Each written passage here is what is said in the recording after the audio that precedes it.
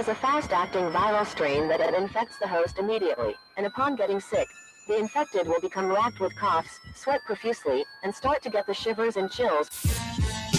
There he is, the legend, the man, the myth, the legend. Yeah. You can't literally run a promotion just for the AEW, what do they call them, sickos?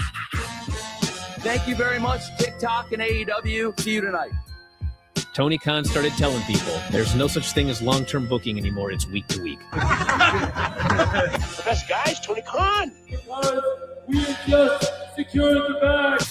It's not like I tried to be a character. It was just sort of happened naturally. But it was never something I intended. It was just something that happened because the wrestlers asked me to do things in matches, and I do them.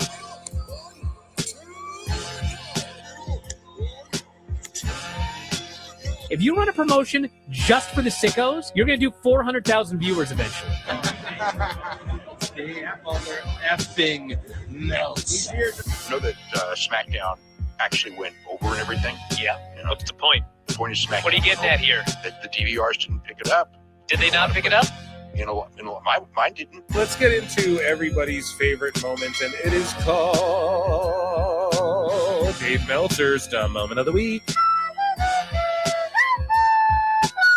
What would you like to listen to in your ears? I'd like to hear the flute. Well, if you'd like to flaunt your flute, then we can find you a flautist. We have just secured the bag. It doesn't help me. Okay, so complain, but I will complain. Let me have my misery! And when I heard that, I was like, what? Thank you, fuck you, bye, boom.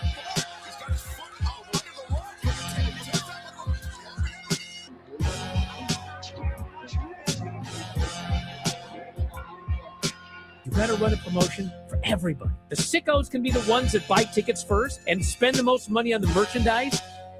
Because we have just secured the bag. But like, you gotta promote for everybody. Then you'll have a lot of viewers. I think we proved a lot of so-called experts. We made them look like idiots. We're not going anywhere. Tony Khan's not going anywhere. You'll also be there on TNT. You'll be in 2 places at once. You'll be all my favorite movie. Time. So great, Pittsburgh. It's not like I tried to be a character. It sort of happened naturally. the best guy's Tony Khan. To keep themselves safe.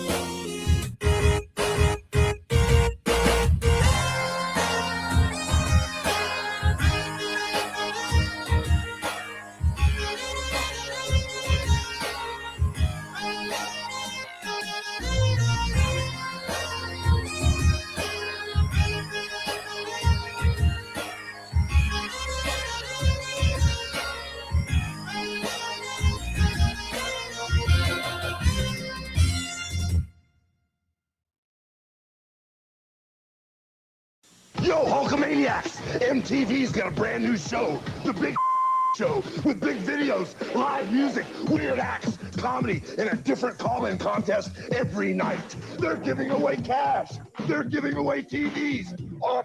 They're even giving away a bus trip to Cleveland. They're giving away cameras, comic books, a jet ski, and a one-night stand with the Who. They're even giving away me, or at least a night with me, at a private screening of my new movie. And on the first night of the show, they're giving away this new Harley Davidson. It's The Big Show. Live contest, the largest arms in the world. Live winners every night. Premieres this Monday at 8 p.m. 7 Central, only on MTV. Tell me how uncomfortable wrestling boots are, truly. Well, mine are tailor-made for my foot. Yeah, but you wore shitty boots over the years for sure. Yeah, when I started, I borrowed someone's boots that were a size too small, and that kind of sucked. And wrestling boots are $400. Again, I was making $20. Are they really $400? I think they're up more now. How often do you have to change them? So I'm a weirdo, though, because I've kept the same design for my boots for my entire career. You've never changed your design? Yeah, I don't know why. Is it laziness or is it content with it? It's like this weird thing where I had them for like probably 12 years. I've had maybe 3 sets of boots. Each set lasts me about 4 or 5 years. And then at a certain point, I was like, wow, I've been wearing these boots for 10 or 12 years. I'm like, I think I'll just wear them my entire career. That was, you made the decision. But like, I also wore like tights my whole career. And then maybe 3 years ago, I started wearing like pants, not just the, spandex tights. So that changed. And I thought, well, if I'm changing my look, I should change everything. But the boots stayed. And yet the boots remained. Yeah. So I don't know what that is. I don't know what sickness in my head is just like the boots. No, like that's the constant. Okay.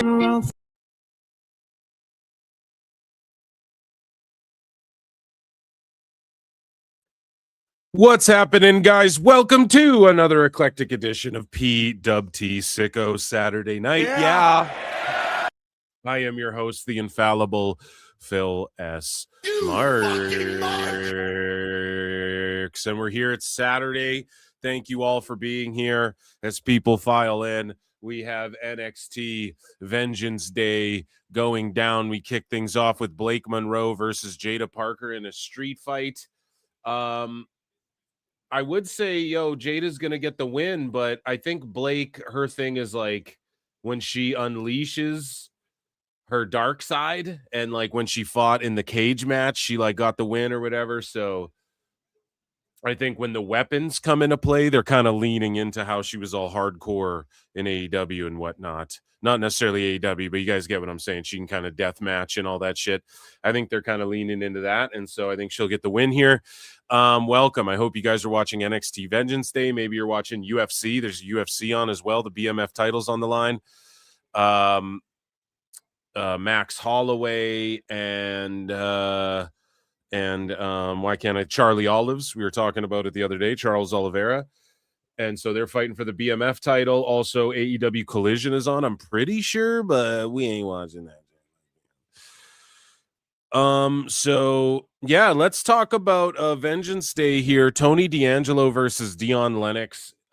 We saw Dion Lennox in the parking lot there. Tony D is in the house. Of course, you got Tatum, our girl Tatum Paxley's doing her thing. You got Lola Vice. I think it's an underground match, right? With Kalani, and then Joe Hendry and Ricky Saints.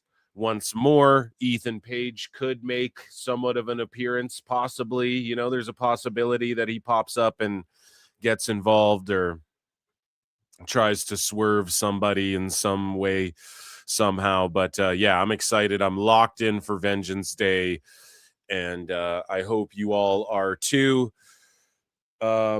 Collision, I mean, we could pull up the card for that, but I don't really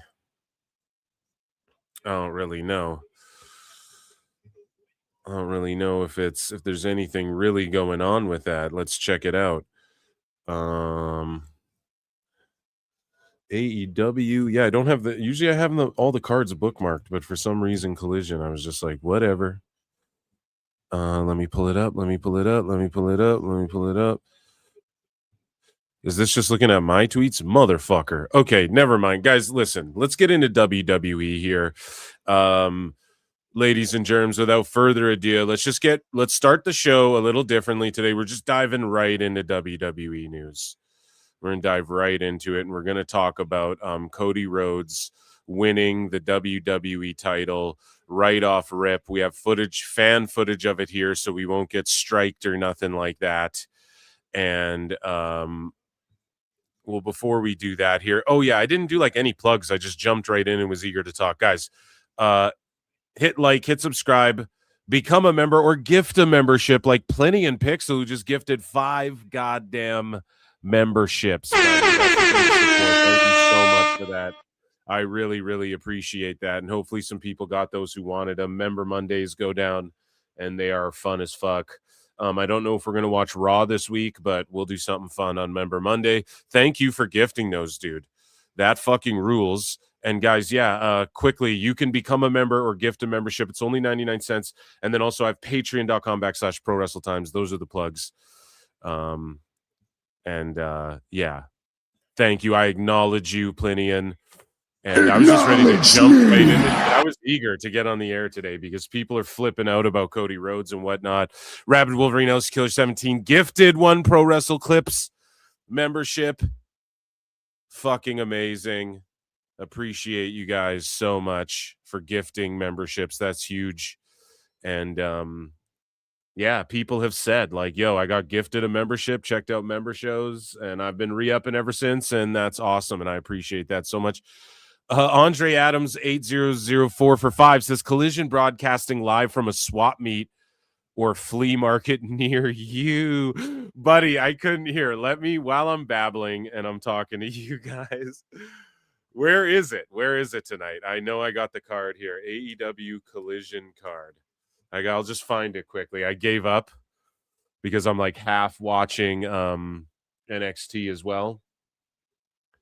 And they got tables. They got pink bats. It's only a matter of time before we see some pink cocaine, some pink dust.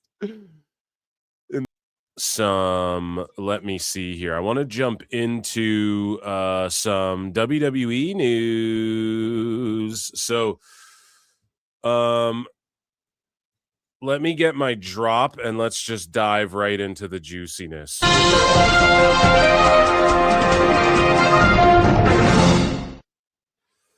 So, Cody Rhodes on SmackDown won the WWE Championship. Good for him. Air horns for him. And he's doing the damn thing. Obviously, they've been teasing Orton versus Rhodes for like a fucking year straight, as we've talked about many a times. Rhodes is a guy who can afford to kind of lose the belt. Like people are still fucking with him whether he has the belt or he doesn't. So, again, as we've talked about, he can afford to lose the belt and regain it back and lose it and gain it back. With that being said, though, people seem to be upset. Now, this crowd video, I mean, it's just internet noise, okay? This crowd video tells a different story, though, because this crowd was loving it in person. And then we actually have some sicko/wacko. I think it's like wacko on wacko violence to get into in a minute here. But let's just take a look at this and look at the crowd reaction. Come on, come on, come on!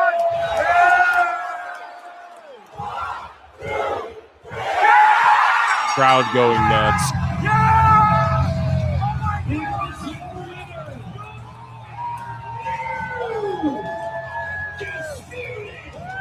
And there was a video of fucking Mark Nash going nuts.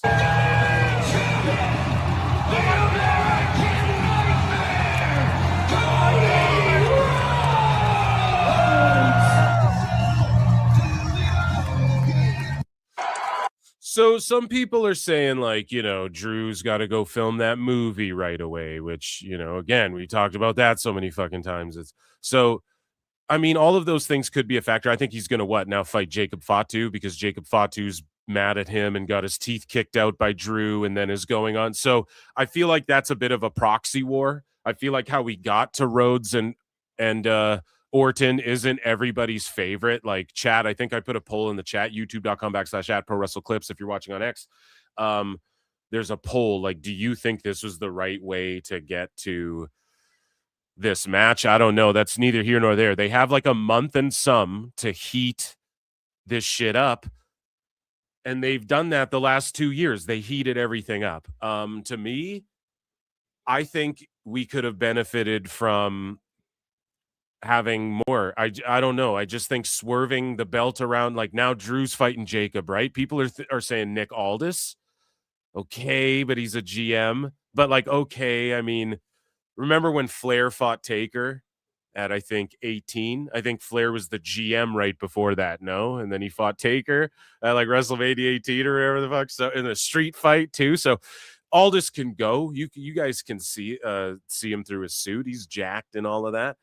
He can still go. I'm sure he can still work just fine. I always wanted to see him wrestle in WWE, so that could be okay. That could be good, but is that at Mania? And then it's like Fatu, Drew, and somewhat of a proxy war. Like, yeah, Fatu's mad at Drew, but they've just been pulled apart, and not in a way that's made us go, oh, we want to see them break apart and just get hands on each other and shit. It's just been Drew obsessing over Rhodes, but he's also attacked like 10 other fucking people. And then Fatu's just going to lock in on Drew, I guess, right? That's the match, whatever. Hopefully they swerve me with a Nick Aldis. I love it. Once they announced, you guys heard my reaction to, maybe it was on a Member Monday show, I don't remember, but when it was announced, like I didn't hear the announcement after Chamber. I didn't see that little clip go online or whatever of Aldis and Drew where he's like, and you got a rematch against Cody at SmackDown. I didn't fucking see that. So when I heard it, I was on the air and I was like, ick, dude, yuck, because when Orton won the Chamber the way he did, I was like, okay, now we're adding layers of like storytelling here, like heat, layers of cinema, as the kids say, right? Now we're adding, because listen, the Rhodes Orton story, yes, they've planted the seeds of Orton just being like, yeah, I'm going to come, like eventually I'm going to want the belt, right? But that kind of goes without saying. They're passed together as legacy. That kind of goes without saying. The fact that Orton has the voices in his head and he'll just punt Rhodes and shit, that kind of goes without saying. These things all are established and they're there. And then when you add a layer of like, okay, Rhodes gets distracted by Drew again, and then Orton RKOs him and then takes his opportunity at Mania against Drew, who after giving him every opportunity in the world, Drew snaked Rhodes. So imagine if it was like Orton versus Drew. Rhodes is a guest ref. I caught heat on this for Twitter. People are roasting me. I don't care. I stand by it.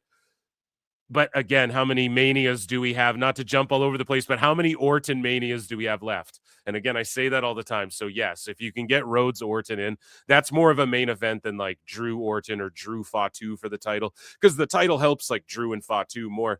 But all I'm saying is, if you add that layer of then Orton beats Drew, the guy who took everything from Rhodes, who even distracted Rhodes, you know, you add that extra layer. Orton beats Rhodes in the Chamber, and then he beats Drew, and then Rhodes just fucking has it and snaps. But I think he's going to turn heel either way. So if we get to the heel turn, well, who knows? They might have, because I think Orton's going to win this goddamn title, and then Rhodes goes to, they take it to SummerSlam before he turns heel. I know that Rhodes is beloved, but there's got to be a heel turn in there somewhere. And I want it to come out of nowhere. I don't want it to be expected. Like when Cena turned heel, even back then, I was like, fuck, Rhodes might turn heel here. Chad, he's fucking wearing black and gold and shit. He might turn heel. And then it was Cena that turned heel. So like as far back as that, we've been talking about Rhodes is going to turn heel. Rhodes is going to turn heel. So you got to kind of do it when it's not so obvious. I just think the road, if there is anger, I think the road we took to get there. And then is Fatu Drew like a big Mania match? I think Aldis Drew is kind of more, even though it's the right thing to do is Fatu Drew, you know, but Fatu won the title from like LA Knight, I think, right? He won the US title at last year's Mania. So like we got to go up with Fatu as well.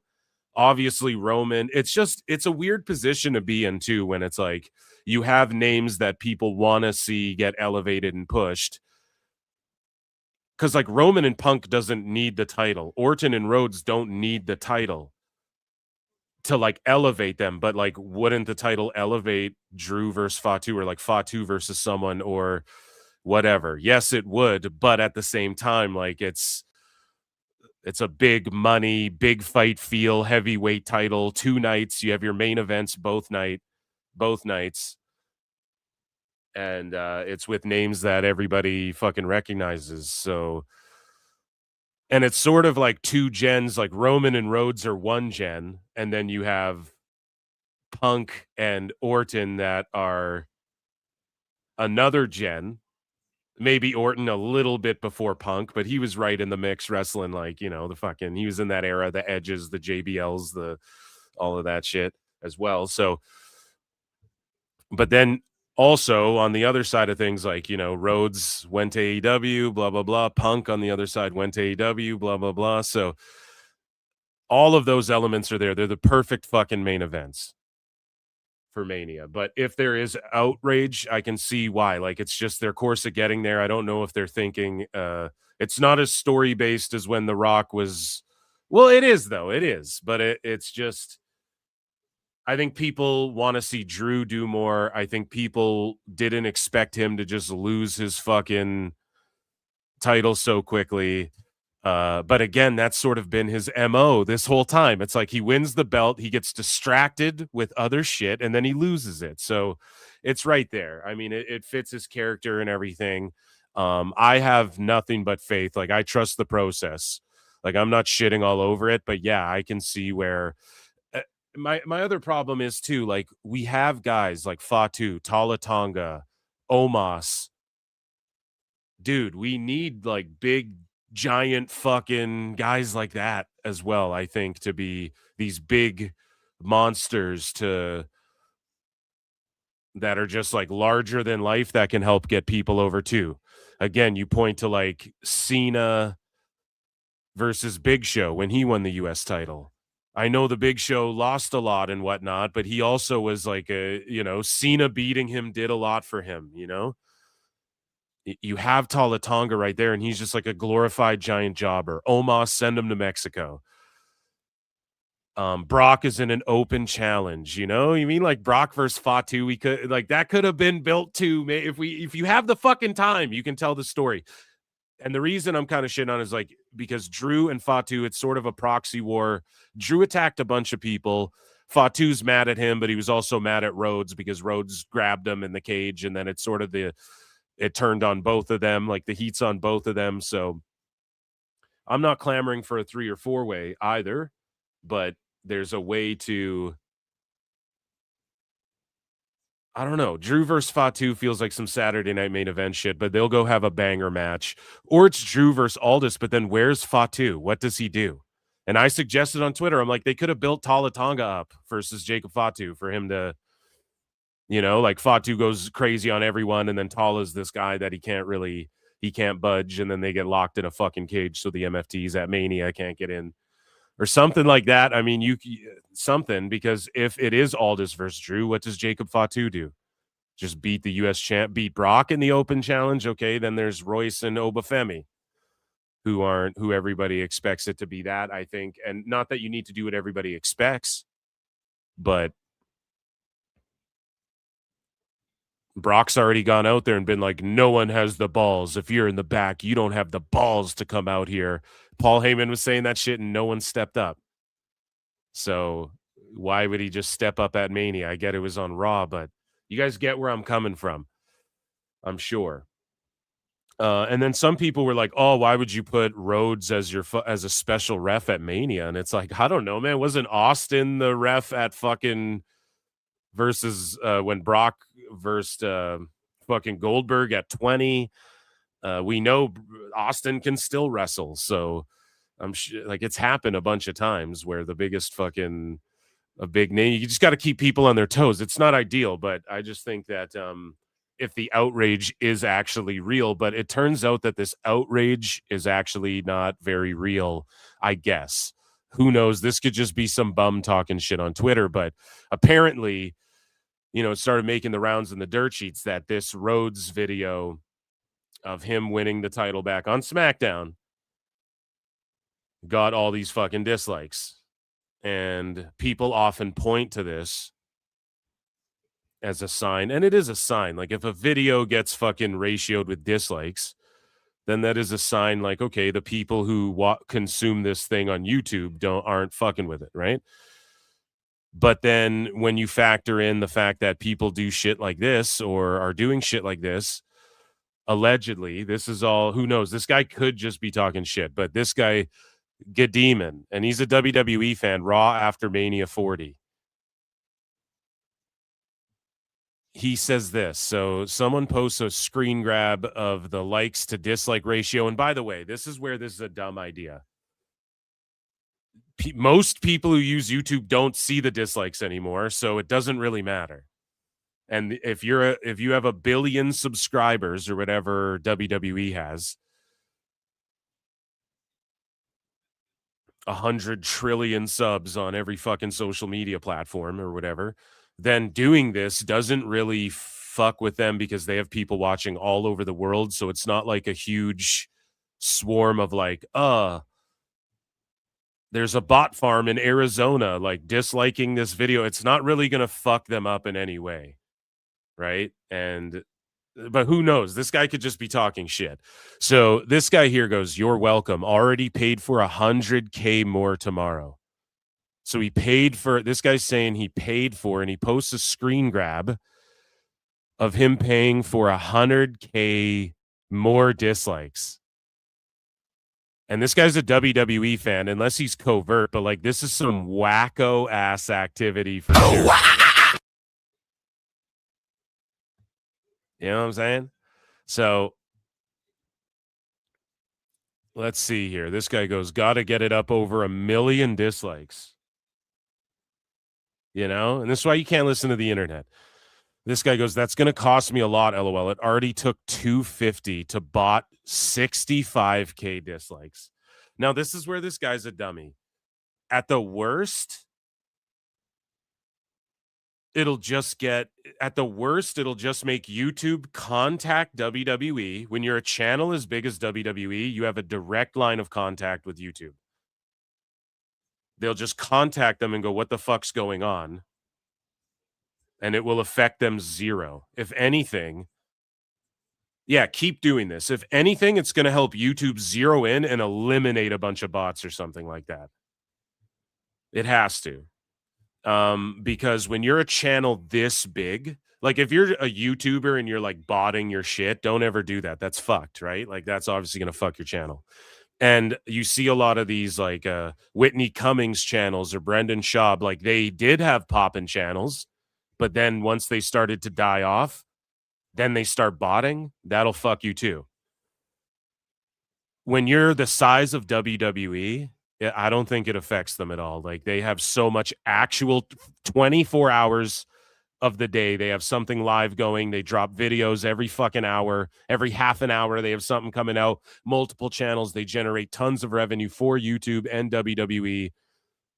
And it's not going to like fuck up the algorithm. Like the way people break it down in layman's terms, like, okay, you get like 1 million views from India because you're botting your shit. And YouTube's like, but these aren't your subscribers. So what the fuck? And it actually fucks your algorithm. You know, it's like an easy way to explain it. That doesn't matter because YouTube is getting views from all over the place all the time. So I just really don't think this would even affect it in any way other than you spending money to voice your displeasure. But like, is that the way to do it? That just seems so cringe and sicko-ish. Like, why are the wackos now becoming sickos? I fucking knew this would happen. So it is pretty fucking crazy. But at the same time, hate is gonna hate. It's the play a hater's ball. No, like, I don't know what to like this fucking random bot company, this idiot's giving his money to some random bot company to do this. I think good because he's a dumbass and he's just fucking getting his money ripped off anyways. So I don't know. It's just not a W. And then this guy goes, "I botted 75% of it. There are more coming into. Shit is slow. I'm going to try to give it 250K dislikes by tomorrow." And people are like, "You can't believe he's actually doing this." And it's like, nah, dude, I do believe it. Like the IWC's cooked. So here, this guy, he spent money. Yeah, charged $284.375 for 65,000 dislikes. YouTube dislikes refill. No, max 100K. Start time instant, speed up to 100K. Completed. Dude, that's fucked. That's actually cooked, man. And that's why you can't believe when you see all the Jey Uso hate. Well, I don't know. No one's copping to buying bots on that. But that's pretty fucked that people are doing shit like this. Just to be like, oh, we don't like that Rhodes. So are these like anti-Cody crybabies? Remember the Cody crybabies? So are these like, what would this be?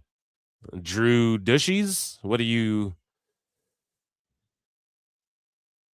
call these folks who are just hating on Rhodes this much? And yeah, they have a few weeks to heat things up, guys. I wouldn't be too weary about it, but I don't know. I don't think it. I do think some people are upset by it, like who are typically have been saying, WWE's been doing good lately. I don't know. Right? I'm sure there's some people voicing their opinions like that. And then that, because without that, where does the outrage, like it's just one guy who paid $250 to get all of those dislikes. I just hope it gives YouTube an easier time sniping all of these fake accounts or whatever the fuck, has to be done there. But yeah, so don't believe the hype. And it's stupid too, because that type of interaction on a video, whether it's like or dislike, I don't think the dislikes are help making YouTube go, we're not going to push this video. If there's 1 billion dislikes on a video, I think they're going to go, we're pushing this like it's getting traction. It's getting views or whatever the fuck. So it looks like engagement. What YouTube pushes is like retention rate and click-through rate and engagement and things like this, right? More so than, oh, you have 1 million subs, we're going to, So I just don't know if this is going to backfire or not. This might just get this out there more, and more rational people go, oh shit, Rhodes won the title. Shit, I got to watch SmackDown. They're doing title switches, But yeah, anytime I tweet something out like semi-critical at WWE, my fucking the followers are like, "What the fuck, Phil? What are you hating and shit?" It's like, no, dude, I'm just trying to like. I like the cinema and the drama. Okay, so if we can add layers, if Orton can then beat Drew, and then Rhodes is like, "What the fuck? Drew took everything from me." After I gave him every fucking paranoid chance and Aldis and Aldis is against me and blah, blah, blah, blah, blah. He hits a crossroads on Aldis. They fought in NWA before and shit. They fought in AEW before at All In or whatever, like there's some history there too.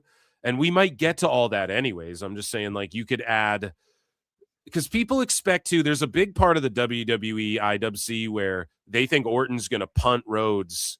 And that's kind of a heel. He's got the voices in his head, so he's going to do the heel turn thing on Rhodes, which that could happen. I mean, that could happen. But the fact that they're both positioned as baby faces, like big time baby faces, and then you had Drew there, it was like, oh man, it's perfect. You have Rhodes as the guest ref. He's going to call it down the line, but he fucking hates Drew. And he's kind of mad at Orton, like, think about what Orton did, took his fucking opportunity away. And then he's raising Orton's wrist at the end, everyone's crying, crossroads. That's how you end Mania. Night 1, because they put it night 1 as well. Right? The World Heavy, Punk versus Roman, is night 2. Probably because it's going to be like the big babyface celebration, whatever. So I think they'll swerve us. I have faith they're going to heat it up, but it's got to be a little different than Roman Punk. They can't just cut scathing promos and talk about dads and your dad meant it. Well, Rhodes, your dad meant a lot to me, kid. And, if they're just going to do all that shit, I mean, hey, it's all been done already. So hopefully they can get it across in a way that's different. And maybe we don't know as well. Like, does Drew get added to this match in the next few weeks? He could totally get added to this match, but then where's Fatu? Do they both get added to this match? That's not off the fucking table either for the people who want the 3-way or the 4-way or whatever. That totally could be on the table. But for the next month, you at least have Rhodes and Orton on that marquee. And if you decide to add to it, it's not like it's going to ruin it. And it's not like you don't have Rhodes and Orton on the fucking marquee. So I'm not hating. But if there was a couple more layers to this drama, but with Drew and all of that, I think it would benefit more. And if they just fall back on Drew Fatu, I'm going to be a little, I don't know about all that. This NXT show that we're watching has just been hardcore madness. But yeah, there was 106 dislikes, and they were saying in just under 24 hours. But if that guy botted it, then that's why all of those dislikes came so fucking quickly, right? And so speaking of things that were disliked, Motor City Machine Guns were the first team eliminated from the tag team turmoil. We have Truth and Priest are now like the number one contenders for the tag titles. And again, man, I'm not trying to shit all over the Fed here. All right. But this is some Vince ass shit in a way where it's like, okay, they're two singles. Yes, the Judgment Day before they kind of teamed. If you want to pull that card and go, well, they were in the Judgment Day before, Phil. Okay, listen. Does that count? Does that honestly count as like they were a team before, whatever? They're two singles guys thrown together. Last minute, you have all these fucking teams. And we can't get Fraxium over. We can't get fucking the Machine Guns ready for a tag title match, putting over the next generation of guys or whatever the fuck. It's MFTs versus at what? SmackDown before Mania or at Mania. And we can't like get a storyline going with Motor City or anything like that. I think it's crazy. I think it is kind of crazy. And they got eliminated. They kind of botched it as well. I'm not sure what happened with this, if this was part of a fucking storyline or if it was just genuinely a botch. People are kind of deliberating it a little bit. Let's take a look. I don't want to get pulled here, but like he takes a big move, Saban does, and then he just like finds his way over to the rope, which is what it is. Axiom kind of throws them. They're not in position for whatever they're trying to do. And then I'll scrub through it. It's like one, and then the foot's on the rope. And then Frazier pushes it off. Then the ref counts a 3. And then I just want you guys to listen to the crowd reaction. Oh! Well, we got a 3 count there, I think. It's just like, what? So I'm not against when you like do shit like this to make it, well, no, the foot was on the rope. But if that was not intentional, then yeah, that went over like shit. And it was a little confusing. Have been eliminated. Yes. So it's like we were eliminated, but we weren't eliminated, man. Okay. I can buy it, but it was a little confusing. But yeah, we get into a situation where it's like the tag teams and who, let's face it, whether it's been good or not, they've been showcasing like, here's your tag division, and then just Priest and Truth, because they don't got nothing for them, just walk in and are fucking gonna get a shot at the tag titles or whatever it is. And I get it. The MFTs have been attacking everybody. It's sort of the Drew thing. It's like, oh, we're just going to have them beat up everyone. And then whoever we pick will kind of just get inserted. Okay, I guess, but fuck. And I'm not saying, again, we need a TLC match again for the fucking tag titles. No, but on either side, we don't really have anything for either set of tag champs. We can't get a tag team story going. We can't just like take some old shit that worked, call up Jim Cornette and go, what worked? What should we do with some teams for Mania? Like we need some, and then you get an idea and you just put a fresh coat of paint on it with new characters. And this happens time and time again in wrestling. Thank you, fuck you, bye, boom. So, yeah, and then there was a bit of a botch there. And you see it here. R-Truth and Damian Priest are the new number 1 contenders to the MFT's Tag Team Championships. This might not be at Mania. Maybe this goes down at the Go Home show or whatever. Apparently, they're planning like 7 or 8 matches for both nights of WrestleMania, which I'm down with. WrestleMania, if it's going to be 2 nights and you're going to give us, very concise 3-hour PLEs every time. 2 or 3 hour PLEs, depending, because Saturday night's main event is a PLE in some ways. No, is it not? Is it not technically? Whatever. If you're gonna give us nice, concise, like 3-hour PLEs, typically, then yeah, on Mania, go 4 or 5 hours both night. Whatever. I'm in it for the grind. I'm in it for the long haul. So, you could just add a tag title match there onto the night 1 or night 2 or whatever. So moving along here in SmackDown, Raw, and main event news. Before SmackDown, they taped some main event matches, and Jordynne Grace got injured. She fucking twisted her ankle and broke her leg from her leg, Brett. That's why I broke your leg from your leg. And yeah, she like twisted her foot pretty badly, and hopefully she doesn't miss Mania. But again, what do they have for her at Mania? So she might, and at least she got her Jade Cargill title match sort of out of the way there, because if it happened before, that would have sucked. Because when she comes back, there's at least going to be a bit of hype. Again, main event. You're wondering why Jordynne Grace is on there? Well, they're filming main event matches. I don't know what to tell you. It's not a big deal. It sucks that she got hurt on main event. But at the same time, this shit happens, and hopefully she'll be good. She was in a boot, though, alongside Chelsea Green there, and they were snapping flicks. So who knows if she's going to make it to WrestleMania. I can't remember who she was facing either. I think it was the Alba Fire. I think it was Alba Fire. So in other SmackDown news, Brian Road Dogg James has reportedly departed from WWE,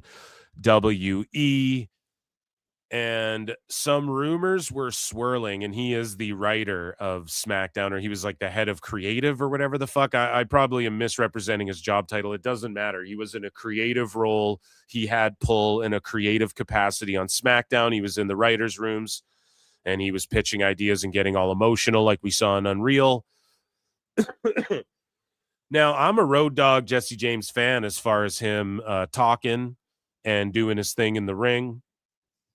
For sure. As far as creative goes, like, I think this is the second time he was on the creative team, and the shows were sucking. No, I'm pretty sure he was on SmackDown like a few years ago, was his first run as like a creative writing guy, and didn't go so well. Now, Dave Meltzer came out with all these fucking conspiracies. Who knows if any of them are true, but apparently Dave is saying shit like he got his annual employee report, like his fucking God, it's the greatest thing I've ever seen. His breakdown of how he's done over the last year or whatever.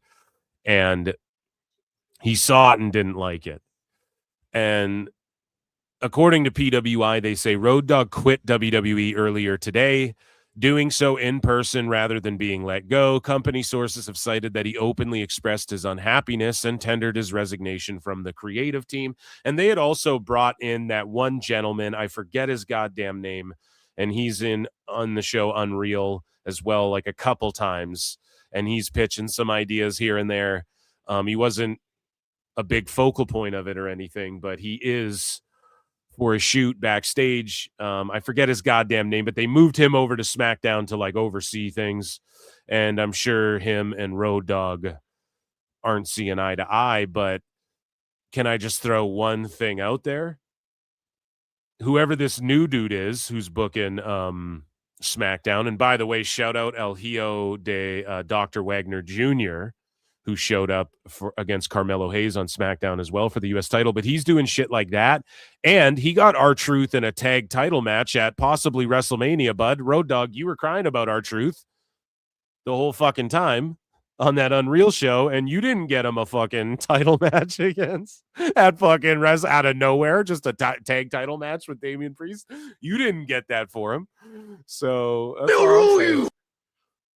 No, that's a joke. But Road Dogg, yeah, it's maybe best that he steps away. We saw him get so emotional on Unreal, and it's like probably just best if you just kind of take a step back for now. And it's not like he won't have a job in the PC or doing promo class or fucking he won't be back in some capacity in the future.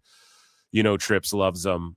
I would love to see the New Age Outlaws both just working in NXT alongside the young guys. You know, Road Dogg should be teaching promo class and just teaching people how to let loose and be able to, like, to this day, Road Dogg can just cut that same. People go, it's the same promo. Yeah, but he can fucking do it like nothing. And I'm sure if you got him to talk shit about someone or cut a promo, okay, start talking about Undertaker right now, I bet he could do it still to this day. So you get someone like that who can just fucking go boom, boom, boom.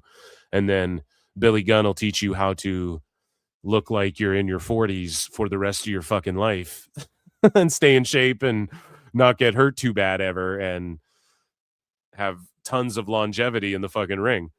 So those are two really valuable things that I think WWE should try and get Billy Gunn back and just keep Road Dogg nearby. It's not like he's completely useless. Just, yeah, if he gets emotional like that, there's some part of it where, yes, these people are your friends. They're also your fucking business colleagues. And that's why it's not good when those things fucking mix, you know?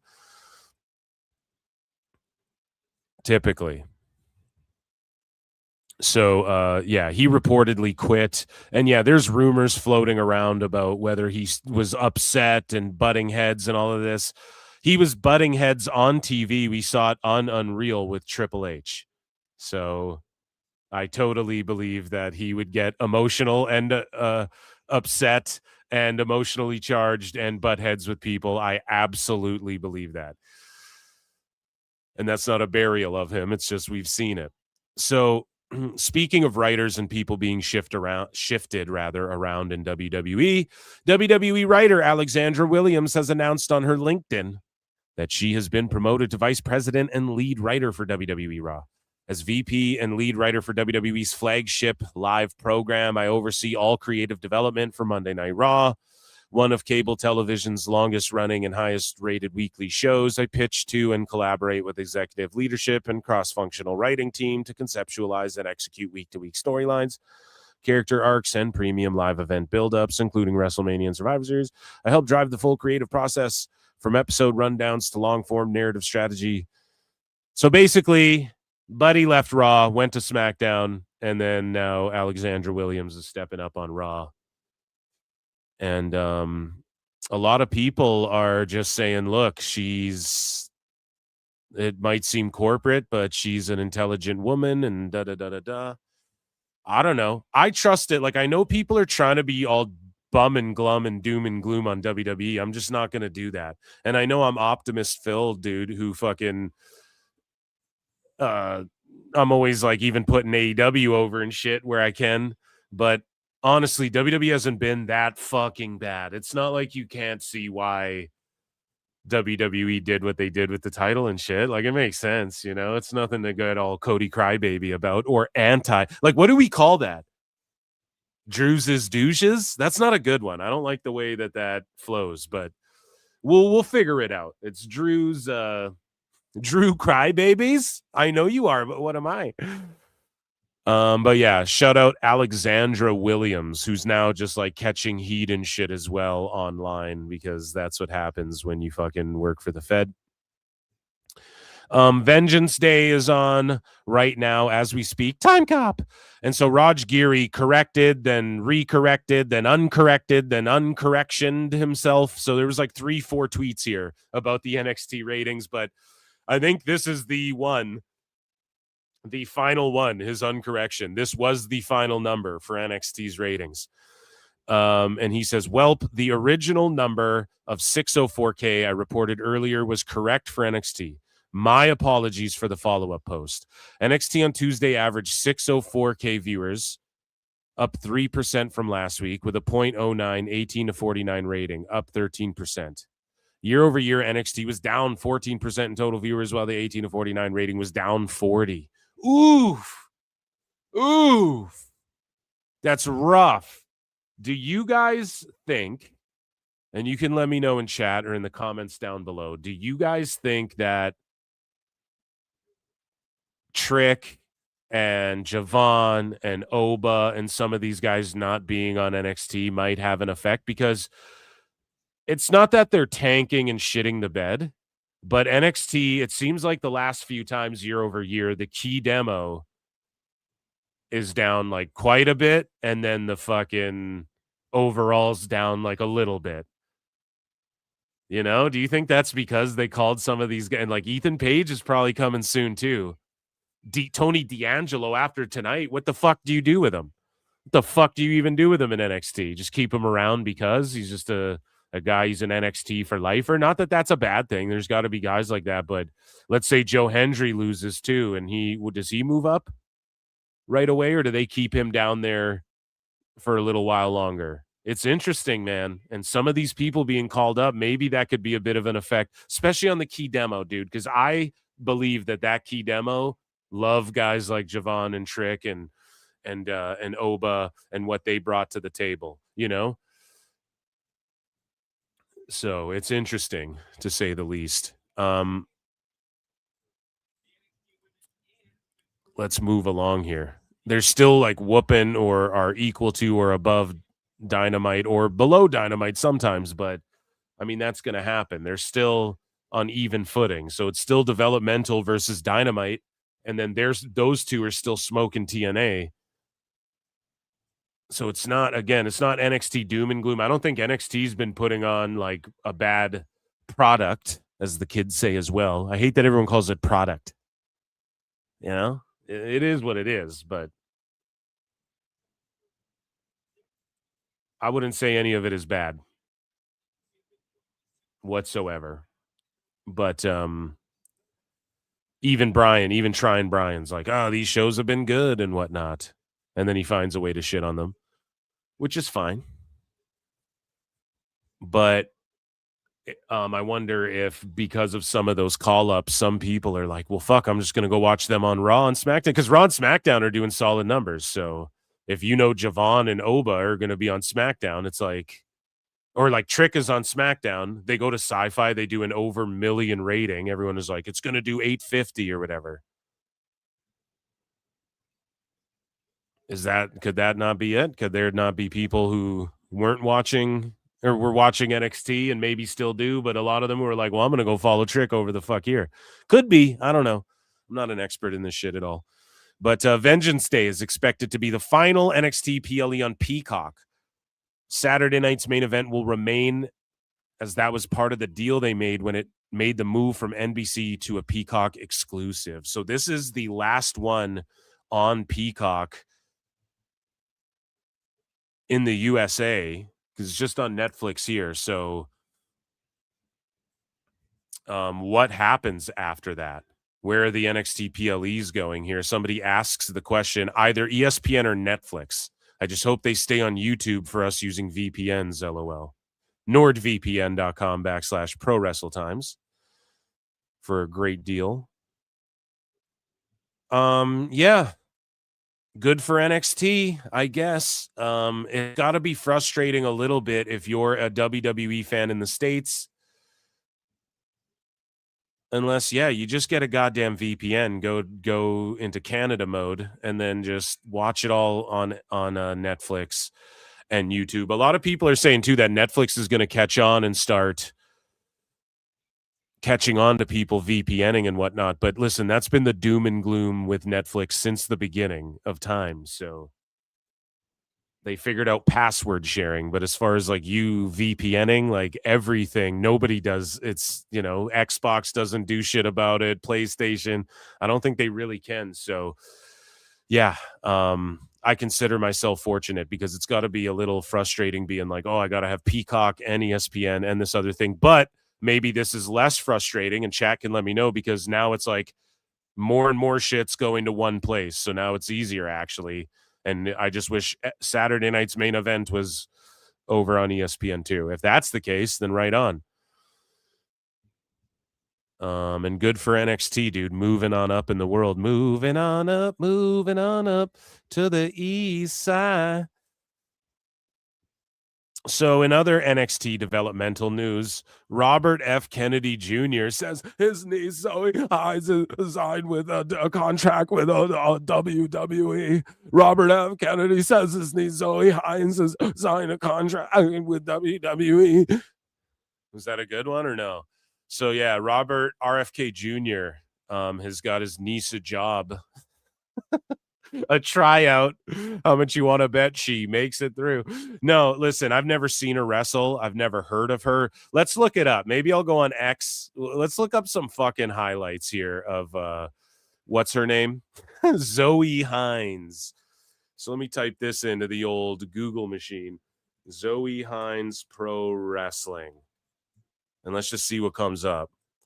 All it says anywhere is just WWE, RFK, WWE, RFK, backstage news, NIL, WWE, RFK, pro wrestling highlights.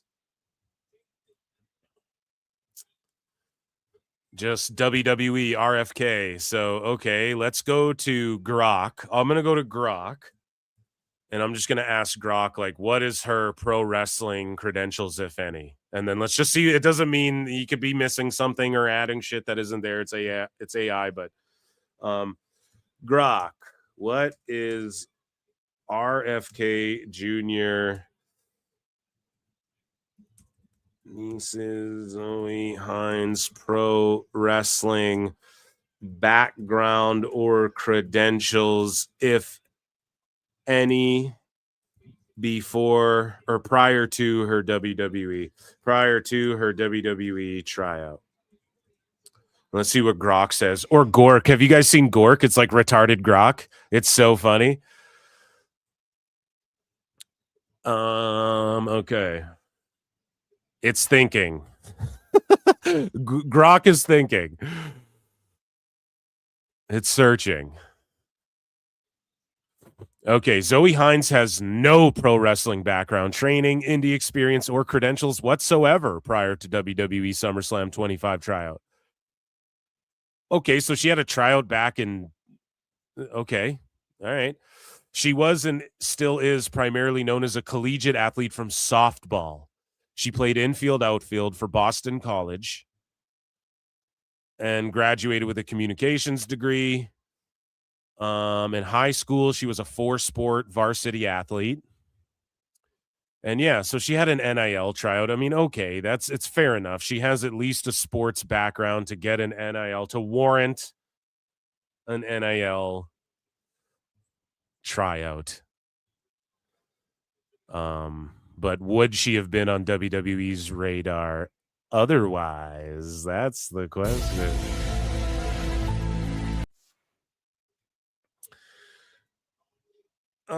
Moving along here, we're talking about some legends and NXT, and of course NXT fucking all over the place. NXT, terrible transition. NXT TNA crossover. I don't even know if that's still a thing, but Ariana Gray's somewhere, something. The fucking Hardy Boys are in WWE 2K26. You got to wait till like season 2, or is it 2? I think they got bumped up earlier, 2 or 3, but they added like Danhausen and Royce Keys and shit in season 5. 2K kind of fucking up, guys. I bought it. I went out and I got the fucking Monday Night War edition. And listen, the fucking premium pass and the ringside pass are whack. All the other stuff people are complaining about, like, oh, it's kind of buggy. Rightfully so. Video games shouldn't be buggy by the time they come out. That's why GTA fucking rules, because they take their time. I'm telling you right fucking now, we shouldn't have even ever have seen a trailer. It's just someone was leaking stuff from GTA. That shit is not coming out next year. When did they say? 27 or whatever? They're going to bump it back again. I fucking am willing to bet, because I don't think we would have even seen a trailer yet if someone wasn't leaking shit. They just did that to calm everyone down, because they were like, what? There's fucking... they can't release it. What's taking so long? And it's just because, like, you want to release a completed game that's good. And now people don't fucking do that anymore. They release broken shit, and then they look at social media for fan feedback, and then they fucking tweak it after and patch it and update it. It's like, just how about 2K26 How about every 3 years, a new WWE game comes out, but every year you do the 2K26 update, where it's like a big overhaul, where you do a big patch and you add wrestlers. You can remove some if you want, but you own the old wrestlers' likenesses, so just keep them in. And then you just add a bunch of shit, add some DLCs. You roll it out for like $50 and then $80 if you want all the shit, or even that would be more. It's like buying a game, but it's like a big digital add-on. I think you could, or maybe you do it like 40 to 60 for like the premium. You want to call it the whatever fucking Monday Night War edition. You know, that's how you should do it. All these sports games, like everybody every year is just paying for fucking roster updates. And then for them to put Hulk Hogan, Hollywood Hogan, he's been in every fucking game for the last decade. And he's locked behind a thing that I got to play the game for a month to play as him. Like, I get why fans are frustrated with it for sure. I like the gameplay. Everything's good. I don't find it too hard. People are crying about showcase mode. It's like, just turn it on easy or whatever. Like, you know, it's not that fucking hard. Maybe I'm just good at the game. I don't fucking know. But I'm a sucker. I'm going to buy every fucking wrestling game every year since I was a kid. You know, that's the one game I'll buy every year. Otherwise, I don't buy any fucking games. They go on Game Pass, then I'll play them. But yeah, the Hardys are in it, so that's a massive W because everyone was tripping out, even myself. I was like, how the fuck do you have the Hardys on TV at SummerSlam? It's the Attitude Era edition, and you don't have the Hardy Boys in the game. I just thought that was cool. Ladies and gentlemen, I am very excited to announce that the GOATs, Matt and Jeff, the Hardys, the Hardy Boys, are officially in WWE's 2K26. We are joining the roster of Season 4 with the ringside pass coming in July. Play this game without fear. Because fear is only a 4-letter word. Yeah, that rules. Ladies and gentlemen. Man, and like when games back in the day would come out, they were either good and complete, or they came out and you heard the stories about how the devs didn't have time and this and that, or some shit was bugged or glitched. And then, yes, they would send out fixed copies. Like, let's say there was a controversial line of dialogue or something, and then they'd quickly, we got to edit this out. Then all the new copies released, and then it made it fun to be like, dude, this is a broken game. Like, we look back on it 10 years later. Yo, do you guys remember that broken ass Superman game for N64 or whatever the fuck? You know, we remember it. We're like, dude, I had a copy of it with the original text and shit. Now it's just, dude, everything's digital and fucking totally lame. And they put out just broken ass games, and then we got to fucking do the bug fixing. Like, we're pointing the shit out online. You know, what's the status all day? Just tweets out all the bugs.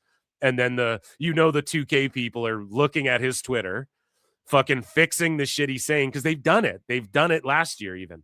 They patched the shit he's talking about on his Twitter. He doesn't even get invited to fucking Creator Fest and shit like that because he won't just fucking lick the balls. So it's shitty, and it's little things too. Sorry, and then we'll get off the 2K topic. I don't know if we have a lot of gamers out there, but it's like, okay, Bull Nakano was added to the game last year, right? Whoever worked on the game last year made a new Tron for her and all of this unique shit, right? Made the Tron, sized it up, banners, all this stuff.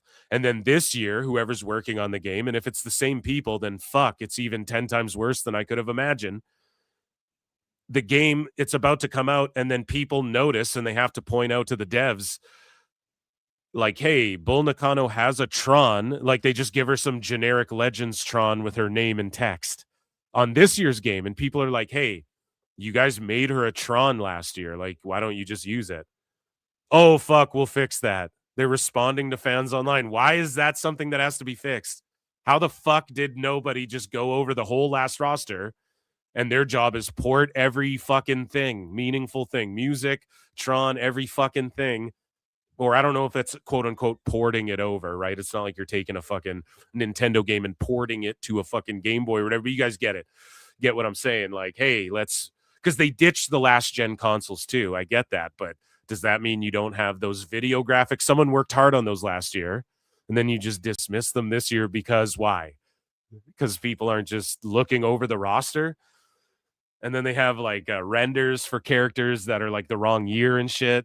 I don't know, man. It just seems like They just quickly are rushing out another wrestling game. I don't want that. Anyways, but I bought it. I'm a consumer slop. No, it's the one game. I'm no matter what, I'm going to buy whatever UFC game there is, but they don't come out every year. They wait like 5 fucking years, 4 years, 3 years to put out a new UFC. And then they just update the roster as they go over the course of years. That's how it should be. Okay? So UFC, I'll buy that. Like whenever there's an MMA game, I'm going to buy that, and I'm going to buy fucking pro wrestling. Or WWE at least. I didn't buy AEW Fight Forever. I ain't fucking with that shit, but it just looked shitty, you know? If I wanted to play an emulator, I'll download that new. Do you want to know what game is crushing it right now? The ECW Born to be Wired, which is like an emulated ROM hack, a patched. You like patch it yourself. It's a version of No Mercy, but they like added moves, and it's just the ECW roster, and there's fucking. They added all of these things that aren't No Mercy. I've been watching a couple videos on that, and that looks phenomenal. So if I wanted like an old Aki game, I'll just play one of these dope fan fucking ROM hack versions that, you know, they do a better job than Kenny Omega and AEW did with their bullshit. Anyways, we spent a lot of time on video games. Jelly Roll is returning to WWE next week on SmackDown to see Randy Orton and Cody Rhodes, to see them both. Maybe someone heel turns on Jelly Roll. Maybe Jelly Roll's the special times keeper. Maybe he's the guest ref for their match. Who knows? You know, he's going to want to be involved in WrestleMania in some capacity. He just finished up with Star Search and that. So I don't know. But yeah, I'm not clamoring to see Jelly Roll, but hey, it is what it is. In unfortunate news, to go to AAA, according to several media outlets in Mexico, Conan is currently hospitalized in San Diego, and he underwent leg amputation surgery. So in honor of Conan, we hit both drops. Conan! And I heard he was and is in good spirits overall with all things considered. Okay. So hopefully that continues, and just prayers for him. Absolutely. So in less tragic news, maybe tragic for Logan Paul, but Logan Paul and Le'Veon Bell. So again, I didn't want to bookmark the whole back and forth and all this shit, but Logan Paul was like, I'll fight any football player for $1 million. Le'Veon Bell, I hope I'm saying it right. Did they just Le'Veon Bell? Okay, he fucking was like, and he can box. He's like, I'll fucking fight you. And then Logan Paul's like, nah, man, it's too soon. I have to train and all this shit. And then Bell was like, dude, you said anybody. Like, you were calling everyone out for $1 million. Now you're talking you don't want to fucking do it. And Logan was ducking. He was entertaining some other football players. And there were a few people calling him out.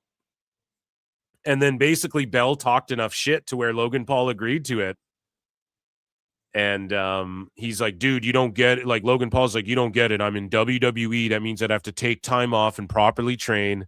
And he was like, look, dude, you were the one talking shit. We can do it right now. Like, neither of us got time to properly train. You know, Bell was like, dude, you were the one saying, let's fucking do it for $1 million. You're the one calling out Tom Brady, who's 50 and doesn't box. So, like, what are we doing now? And, yeah, Logan Paul got absolutely fucking mogged into doing this fight. And so they agreed to the terms on a boxing match: 10-ounce gloves, no headgear, 3-minute rounds until someone quits. Now that's where WWE steps in and goes, nah, you're not doing this. You got to do it after WrestleMania. But Logan Paul was saying some shit like, let's do it this weekend and shit, bro. Dude, I had no idea we could do it this weekend, bro. And so here's a clip of here's a clip of Bell actually boxing here as well. Yeah, it was actually very evenly matched. Fought Adrian Peterson. Not only in its down goes Peterson! A big right hand from Le'Veon Bell! That overhand right that I was just asking. Look, and he's hurt. God, he's hurt. This one's over. That's it. That's it. He's like, I'm good. No, son, this ain't football. You don't fucking get up after that, dude. You're done. Oh, shit. So we look at a tape. Let's take a look at the tail of the tape where everything's virtually identical. No. Age 30 for who was I calling him Jake Paul this whole time? Fuck around. Logan Paul. And then Bell is 34.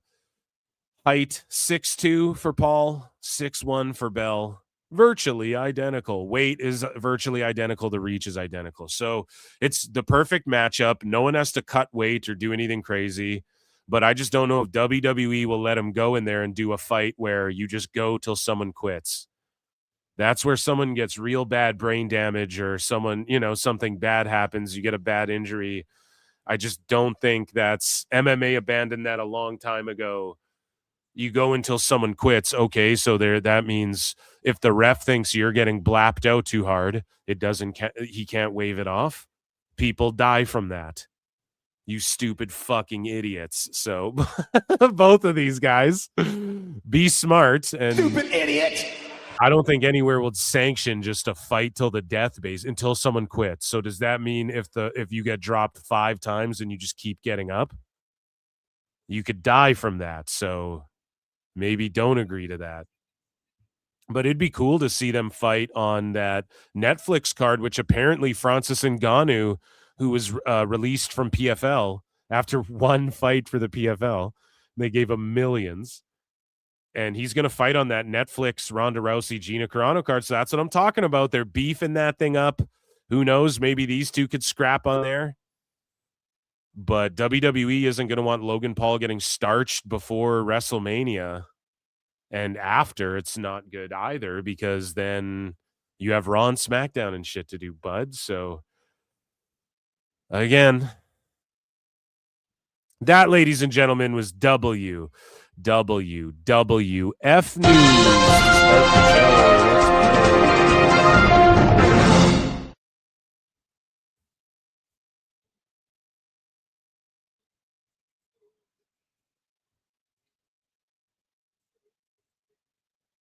This interim GM guy is way better than Ava. Yeah, Robert Stone.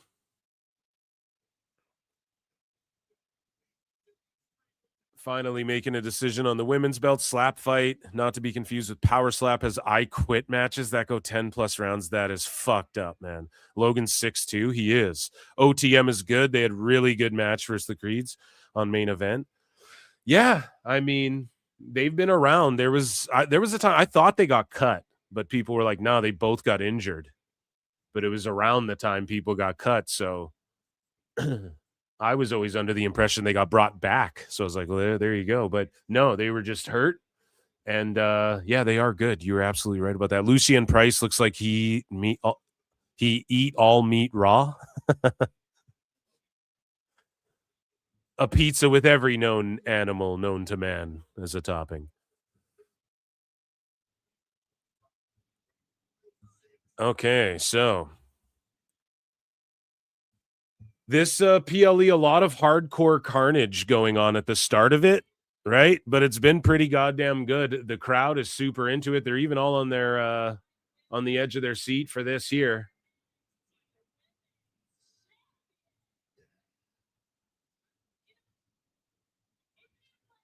And Tatum Paxley got her fucking moment. How crazy is this too? Jasmine Nix is in 2K26, but what's her name? Lainey Reed? She's not in it. Which is wild. They didn't just like last minute, oh, we got to switch that.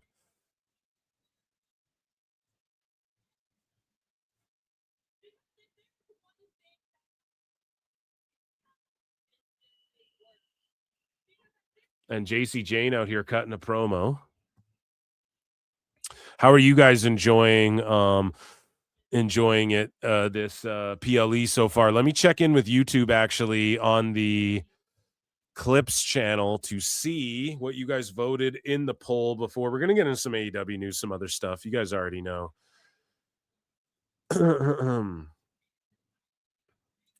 So I put a poll in the chat saying, are you upset that Cody Rhodes won the WWE Championship again? 66% said no, and 34% did say yes. So see, it's not entirely artificial, but is this asshole buying hundreds of thousands of dislikes? I mean, it appears that way. Because I don't think the backlash is that strong, man. It's weird how people defended Rhodes and then they're like hating on him so much. It's almost like bot activity both times or some shit. But yeah, I will end that poll.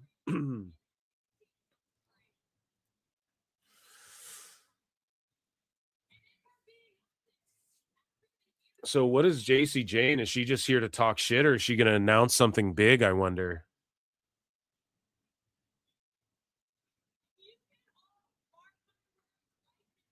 And apparently a huge fight for UFC. The White House card fell through as well. Like a huge fight.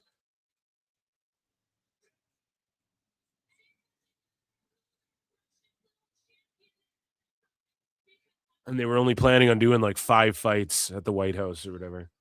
Or at least for the main card. Or did they mean total? Ooh, if they meant total by that too, that's crazy.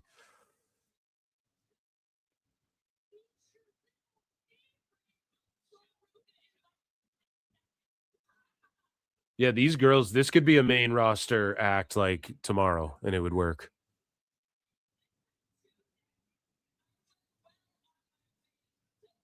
And that's why I feel as though it could hurt the ratings a bit for NXT. They're at a bit of a disadvantage. You got to take people like this and move them up. Well, fuck, I want to tune in NXT to see JC Jane cutting and strutting.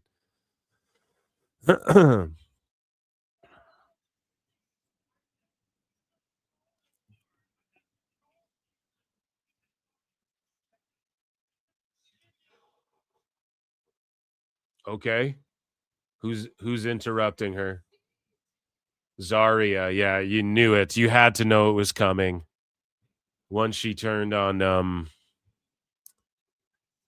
Soul, you had to know she was coming. Zarya's gonna be it's gonna be like her and Soul feuding over that NXT title. And then JC can finally move up to the main roster type shit. Heading after like WrestleMania and the new era, the NXT after Stand and Deliver. Okay, let's get into should we get into some news, or what are we doing here? Hope so. Zarya greater than Soul. Ooh, yeah, that'll fucking trigger some people, dude. Over 200 watching, guys. Hit like, hit retweet, hit heart on Twitter, all that good shit. Let's get into some more news. Let me see what we're gonna get into next. We'll circle around to the AEW news, and let's go back to what normally the intro of the show is, because we don't have a lot of it. And let's head into, everybody hydrate. Actually, I'm going to drink some coffee here. Coffee's dehydrating, but it amps me up. Oh, it's really great. I have 3 cups right now and 2 shots of espresso in each one.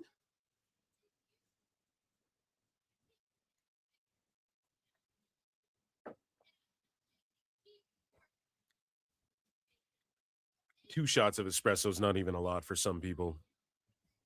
There's motherfuckers who do like 4 to 8 and shit like that. I would just have the worst anxiety. You give me 8 shots of espresso, dude. I'm fucking thinking the aliens are coming and shit, I'm fucking chewing my nails off to the bone.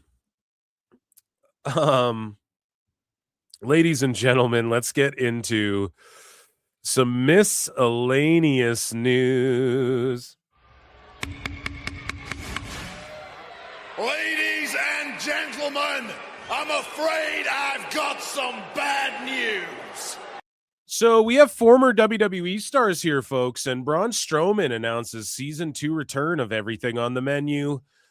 Strowman, also known as Adam Scherr, has announced that the 2nd season of the series Everything on the Menu will premiere in early summer 26 on the USA Network. Strowman stated that the program was the highest rated cable show in the 10 o'clock p.m. hour during the previous year.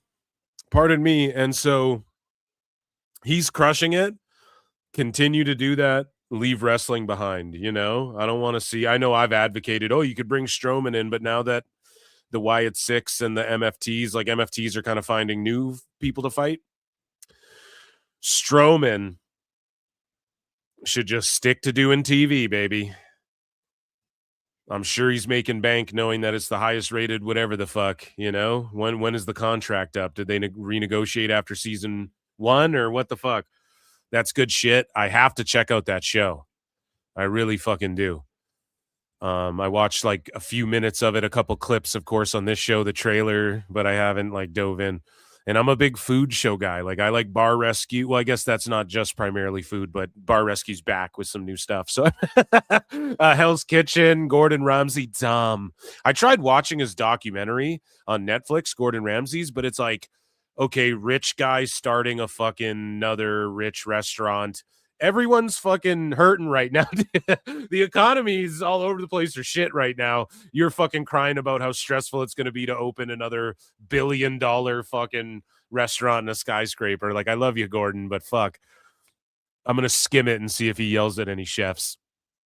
Anyways, Scarlett Bordeaux won the Queen of the Castle Championship at Romanian Pro Wrestling a few days ago.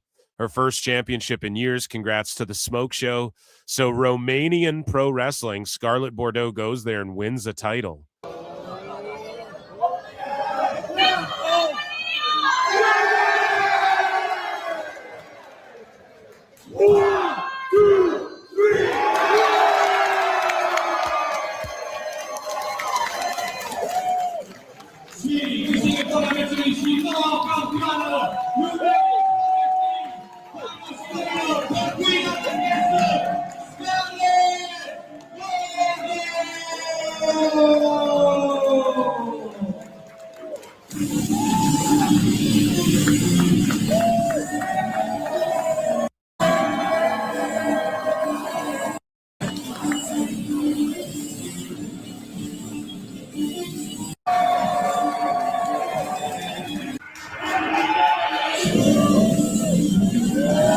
Yeah, good for her. And you have Cross as the MLW world champ. They're doing their thing on the indies.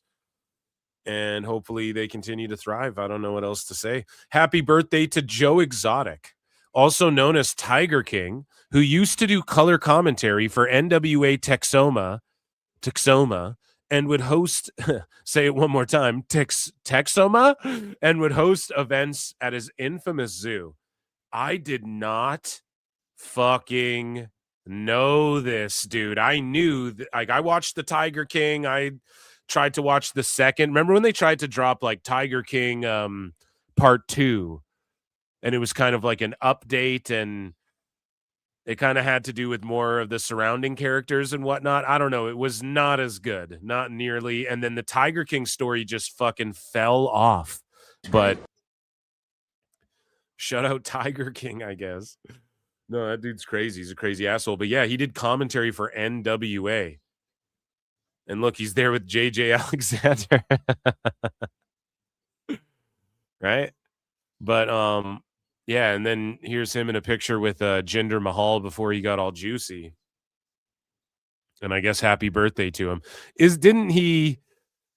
Yeah, I don't know. He's probably guilty of some shit that, listen, allegedly, right? I don't fucking know. But that was a crazy ass story. And it's crazy how it just died off out of nowhere. It was like the biggest thing ever, and then just nothing, like the Hawk Tuah girl. So Brett Lauderdale posted this warning for indie wrestlers, a new rule for GCW. Unless previously discussed or approved, or you have a valid reason, if you show up less than an hour before doors open, I will remove you from the show. Holy shit, dude. Brett Lauderdale laying down the fucking law. So unless discussed, approved, or you have a valid reason, if you show up less than an hour before doors open, I will remove your ass. So indies, man, they're running a tight ship. Oh, it's a tight ship. The grass isn't always greener, Brian. So, guys, the other live show, what was it, Wednesday, Saturday? I don't fucking know. The last one or the one before. We talked about all of the indie shows surrounding WrestleMania, right? There's like 10 babillion.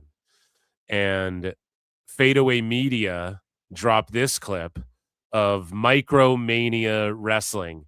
Now, we had talked about how it was called like the Midget Wrestling Federation. What was it? Midget Mania Wrestling. They use the word midget, so don't get mad at me. It's the name of their fed. Okay. But they had like the most shows of any fed surrounding or any indie rather surrounding WrestleMania. They had like the most shows going on. And I made the joke too. I was like, it'd be funny if it was like a shorter show. Get it? But and it was. One of them was like, it was shorter than the ones surround some of the GCW shows and shit. So either way, though, Micromania are doing their thing as well. Okay. We were talking about the micros and minis, and we're talking about WrestleMania. And Fadeaway Media dropped this post. It goes viral. 2.6 million views, 46K likes. I got to like and retweet this fucking freak show right here. But they got this baddie in the ring, a gothic baddie. And if you guys can see this fucking, she's primed up and ready for something. Let's see what's going on at Micromania. Again, we check in with JCW all the time. Let's check in with another indie fed making some noise here in the world of pro wrestling. Talking about the minis. She's about to get spanked. Yeah, spank her. Spank that ass, midget, or you're fine.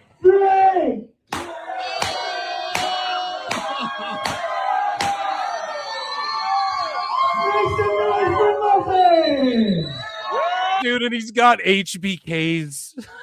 The little break kid, the tiny heart kid. Oh my god. Hell yeah. All right.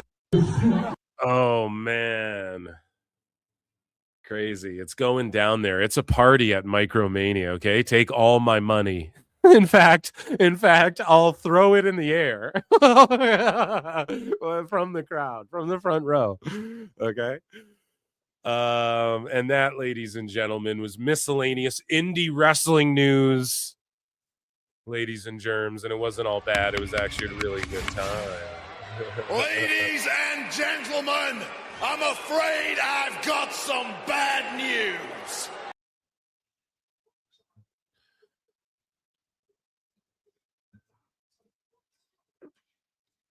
So these NXT PLEs, man, they invest a lot of time in the backstage stuff too, and like the in-ring, we're gonna cut promos and this and that. And you got to appreciate that. You know, it gives you a taste. Because like WWE can get away with like, we're just gonna have bangers and maybe like one segment. Or like we're gonna have a segment backstage, but it's gonna be selling you Papa John's pizzas. So don't get too excited type shit unless you're hungry, right? But NXT gives you a taste of like, here's what you can, if you tune into our show, if you like these characters interacting with each other and they might fucking date and fight and love and hate and fuck each other over and blah, blah, blah, blah, blah. If you like all of these things and you like what you're seeing, come check us out. You know, they give you a good balance of that, which I think is a good call from HBK. Again, he doesn't get credit for shit like that. Or I don't know if he came up with it, but anyways,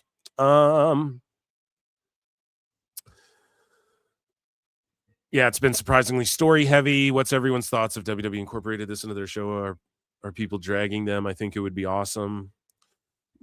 Fuck, they should. If you're talking about what I'm talking about. Are you talking about what I'm talking about? Because if you're talking about what I'm talking about, then I'm talking about they should do it.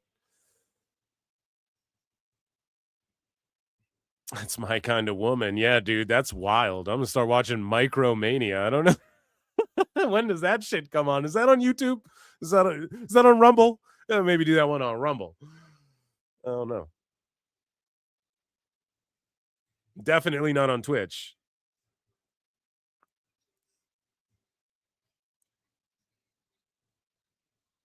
Ladies and germs, we have some TNA news to get into. Just watching this video package here. Yeah, we're gonna get this underground match. I don't know. Again, it's not my favorite match type. It's working against Kalani's strengths, so hopefully she surprises and everybody, hopefully she exceeds our expectations here. She's not one to like go out there and brawl and lay shit in, but she does have tenacity, as noted on this show. I've said like she went from kind of gymnastics routine to just really getting it, and then having good matches to like, okay, she's has some tenacity in there and whatnot with her high flying shit too. Like she makes it look good. It's not just like I'm just doing moves to you, It's like the way she hurls. They just showed a perfect example there with her dive over the top. It's again that she has that controlled chaos, and that comes from, just good body control and being a gymnast. The way she's laying it in this vignette here, like Kalani's shown that fucking mean streak, that side, right? So an underground match is like, hopefully she exceeds our expectations in this by having like a good brawl, but by all means, Lola Vice should win this by like wheel kick TKO or back fist TKO. She's already won like that, so it's got to be like back fist off of the ring, not through a table, but maybe just like off the ring, bump off the ground. Or can it be finished on the outside? I forget in these underground matches.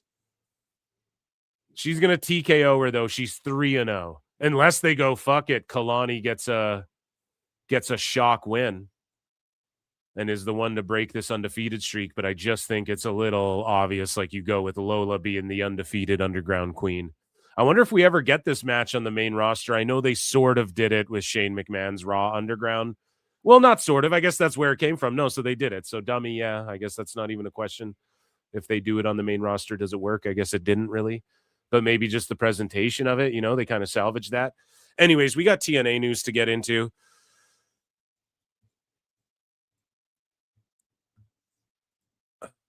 So let's head over here. Ladies and germs, patreon.com/Pro Wrestle Times. And let's get into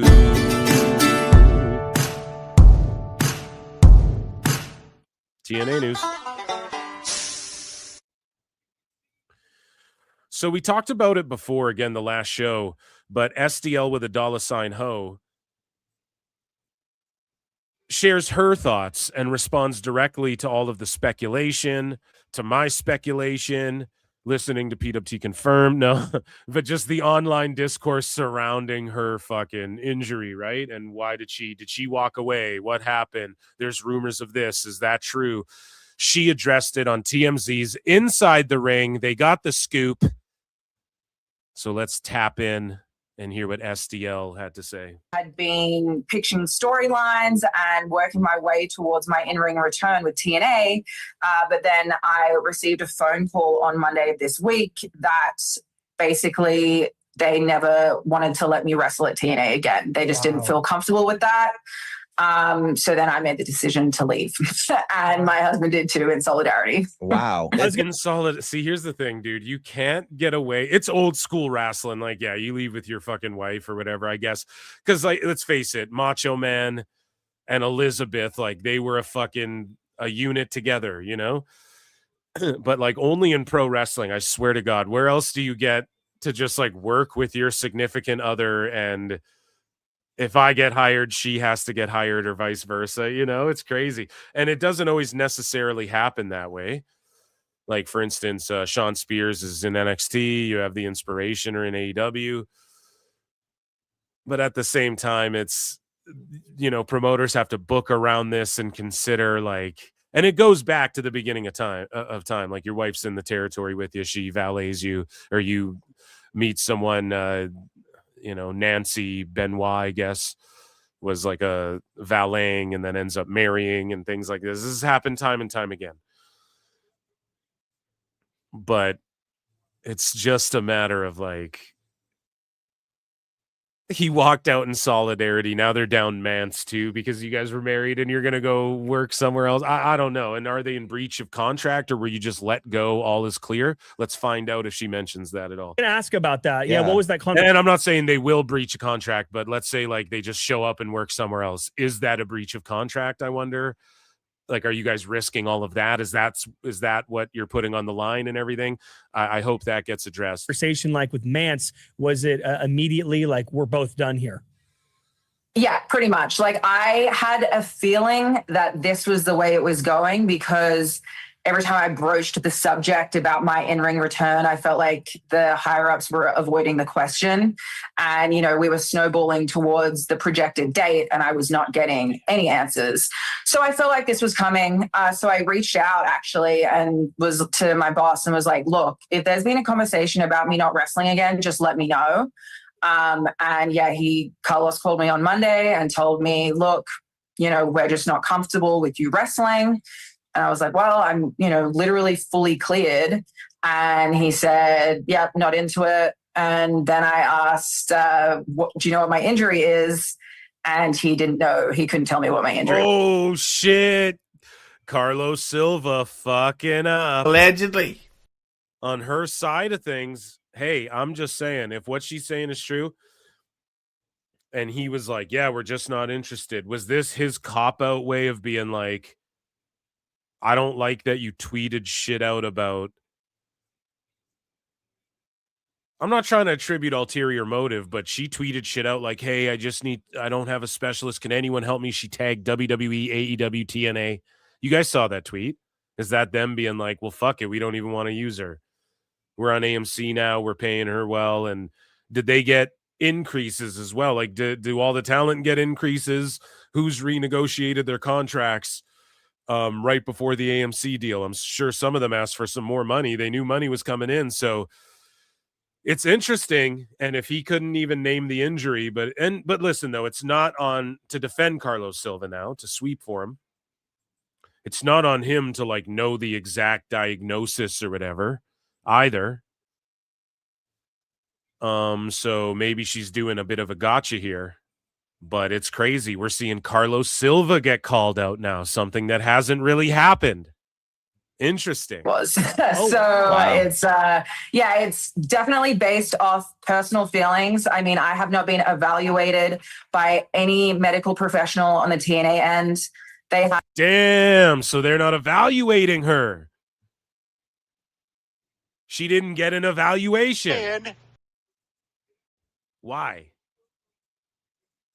You know, what were they avoiding? Did they just not want her and Mance on the roster? And they were like, these are some salaries we could cut after we had to chill out a few more shekels to keep fucking Ziggler around for the next year or whatever. You know what I'm saying, guys? That could totally be it. I'm also just conspiracy theory. Like, I don't know. I'm just guessing here because why would he not know shit and just be like, oh yeah, we don't want you to wrestle again? Or did they feel slighted by the tweets and stuff like that? Not that she was shitting on them, but she was tagging WWE and AEW and shit, got linked up with WWE's guy. Were they kind of gatekeeping whatever health issue was going on? Were they just like, here's some salaries, her salary we could get rid of. We don't really have anything for them on TV. People were kind of clowning. I'm going to be honest too. People were clowning Mance a little bit last time he was on TV. People were saying it was shitty about the TNA show, and not to shit on him. Like I like him, but I like him better when he wasn't like painting his face and being all like Crazy Steve. He just reminds me of like Crazy Steve. You guys remember Crazy Steve in TNA? He was in Decay with like Abyss and Rosemary and shit. We're going to talk about Rosemary in a second. But she did have like a major fucking injury. And so at first I gave TNA the benefit of the doubt. But if the truth is that they didn't even really evaluate her and she had to go to other doctors to hurry up the process and they were kind of willy-nilly with her, well, hey, man, Tony McCann did that to Punk and has done that to people allegedly as well, and people give him shit for it. Going to keep the same energy here too. And it's just interesting to hear Carlos Silva being finally called out by someone. Not that I'm like, please get called out, but it's like everyone's been called out but him, and we are trying to push this agenda that he's on the level of Tony Khan. And You know, we want TNA. We're still on the TNA is going to start challenging AEW Dynamite eventually. And it might take a year. You know, it might take AEW going to fucking Amazon, but it's going to happen one way or another. So it's interesting to hear Carlos Silva get called out, dude, for not evaluating people. I have a chiropractor at the shows, and I think one other doctor who I've barely spoken with. So they haven't evaluated, you know, my medical history. They haven't contacted my surgeon. They haven't looked at any of my, you know, medical stuff. It's just they made a personal decision, and yeah, that's where we're at now. Wow. And so here's my whole thing too, that I'm going to shit on TNA a little bit for. Are you guys ready? Because the best guy's Tony Khan. I'm now a sicko. No, but listen, here's the thing with Carlos Silva and them. Why didn't they call her and tell her that right away? As opposed to after kind of like the tweets come out and she needs help with looking at, she was publicly like, hey, is someone I need help with this neck stuff. And then wrestlers had to reach out and go, hit me up, girl. So why did they inform her of this after? Wouldn't they have known before? Like, why didn't they tell her, look, we'll release you, we'll pay you out your contract or whatever. Oh my God, this is a travesty. We just don't feel right with it. You are cleared to wrestle. Okay, well, we just don't feel comfortable with it. You think that would have been like something they reached out about before? But no, they didn't. They just fucking waited until she was like getting cleared independently by WWE doctors, and wrestlers had to get them in touch. So you know that the gossip, like, you know, everybody talks and it gets back to TNA, and they're felt slighted by that maybe, or offended. Because if she could never wrestle again, and that was what you guys decided on, then why would that come after the fact that she was cleared by like WWE's doctors? And those are the doctors. And here's the thing where I'm going to give her some benefit of the doubt here too. I'm going back and forth here. Okay. But I'm kind of weighing on her side a bit. And I'm going to tell you why. Because Edge and Danielson were told and Paige were told by WWE doctors, you ain't going to wrestle again. AEW doctors will clear them. Though all of those people were essentially cleared, but WWE's doctors, even though they were precautious and said you're never wrestling again, at the same time WWE was willing to clear Danielson and Edge. We saw it play out before our eyes. They were banged up enough to where they're like, listen, you don't need to do this. You've made so much money in your fucking career. Yes, you can wrestle for us, but like, we don't need you to wrestle for us, so you're fucking retired here. But then AEW comes along, and then it's like, okay, you guys can fucking wrestle for us. Like, you can do this. You just have to be a little more precautious. Please don't fuck yourself up. We're not going to allow you to do some things, even though, hey, Edge was doing destroyers and Danielson was doing everything. So they loosened up a bit on that. Even Paige, I think they would clear her now. WWE doctors. They're a little more lenient, but they're still that precautious. She went and saw their doctors, and they weren't like, no, you can't ever wrestle. If WWE doctors told her you can't wrestle, then okay, TNA doesn't look stupid in any way by going like, no, we don't want you to ever wrestle again. But it's the fact that like she never got seen by any other people. And then she went and got WWE doctors who cleared her.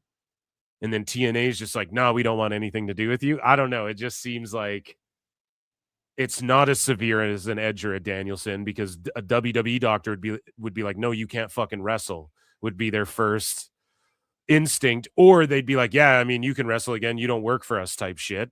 But that doctor, obviously she saw that doctor independently. She didn't see them as like a, hey, she's backstage at SmackDown, right? It's like an independent fucking thing. She probably went out of her own pocket. Well, actually, she did. So let's read this quote. She went out of her own pocket to seek this medical treatment. And so that's kind of cooked too. And so Steph DeLander says she paid for both of her neck surgeries.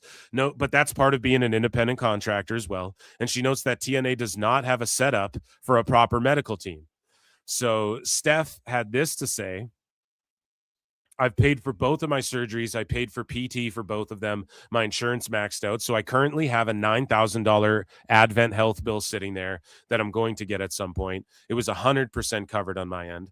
I was not on a salary. I was not getting paid every week. If you're not there, if you're not on the road, if you're not working, if you don't get paid, or you don't get paid. So financially, it was a very big hit as well. They don't have a budget set aside for injuries and a proper medical team like at WWE or AEW. There's a fully staffed medical team. They have doctors, they have PTs, they have all sorts of people whose job it is to take care of the wrestlers when they get injured, to rehab them back to full health. And again, this was on Inside the Rope, TMZ. Unfortunately, TNA does not have a setup like that whatsoever. Majority of my communication about my injury was through their chiropractor, who I spent 18 months trying to get a return to the ring protocol out of. And here's the thing, guys. I love the chiropractor, okay? I love the chiropractor. I go, maybe twice a year, I'll go and just get tuned up a little bit. I used to have to go way more years ago from a back injury. But a chiropractor, there's a lot of people who would call them frauds, and there's a lot of people who would say a chiropractor shouldn't be the one, like that shouldn't be all you have dealing with neck injuries and shit like this. You know what I mean? Maybe for relief and therapy, like rehab and stuff like that, sure. But as far as when it comes to pro wrestling, like it's a big deal, man. It's a big deal. You could die from a scoop slam. It doesn't happen all the time. It's like driving a car, dude. It could fucking happen. God forbid, right? You can die coming to the ring in pro wrestling. It's happened. You can die in your entrance. Okay? So people have literally been exploded, dry iced, lit on fire, and dropped from the fucking ceiling during their entrance. Do you understand what I'm saying? Like you can die just entering the ring in pro wrestling. So yeah, when you're operating, you're on a TV scale. Like if it was a Hollywood fucking movie or a TV show and you had actors doing stunts and shit, like there would be more, not even actors, just stuntmen doing their own stunts. There would be more medical staff on hand. There wouldn't just be a chiropractor there to check your fucking, you know what I mean? So it's crazy that in pro wrestling, they just did a $30 million deal with AMC or whatever. There's not a fucking medical staff on hand. I think that's pretty wild. And there probably is. Like Carlos Silva would be like, well, shut the fuck up. There is one. We have a medical staff, whatever. But the depth of it matters as well. Like how deep is it? Or is it just like, we're going to call, this is how it works at all indies. Well, you're not, I don't think you're an indie, you're TNA, right? And they do have billionaire backing. So I get you want to make money, but again, at what expense? So, or what cost rather. So where was I? Doesn't matter. They're not really set up for injuries, especially for spinal injuries, is what she finishes with. And that's what I'm saying too. Neck and spinal shit is really serious. And it's really serious in pro wrestling.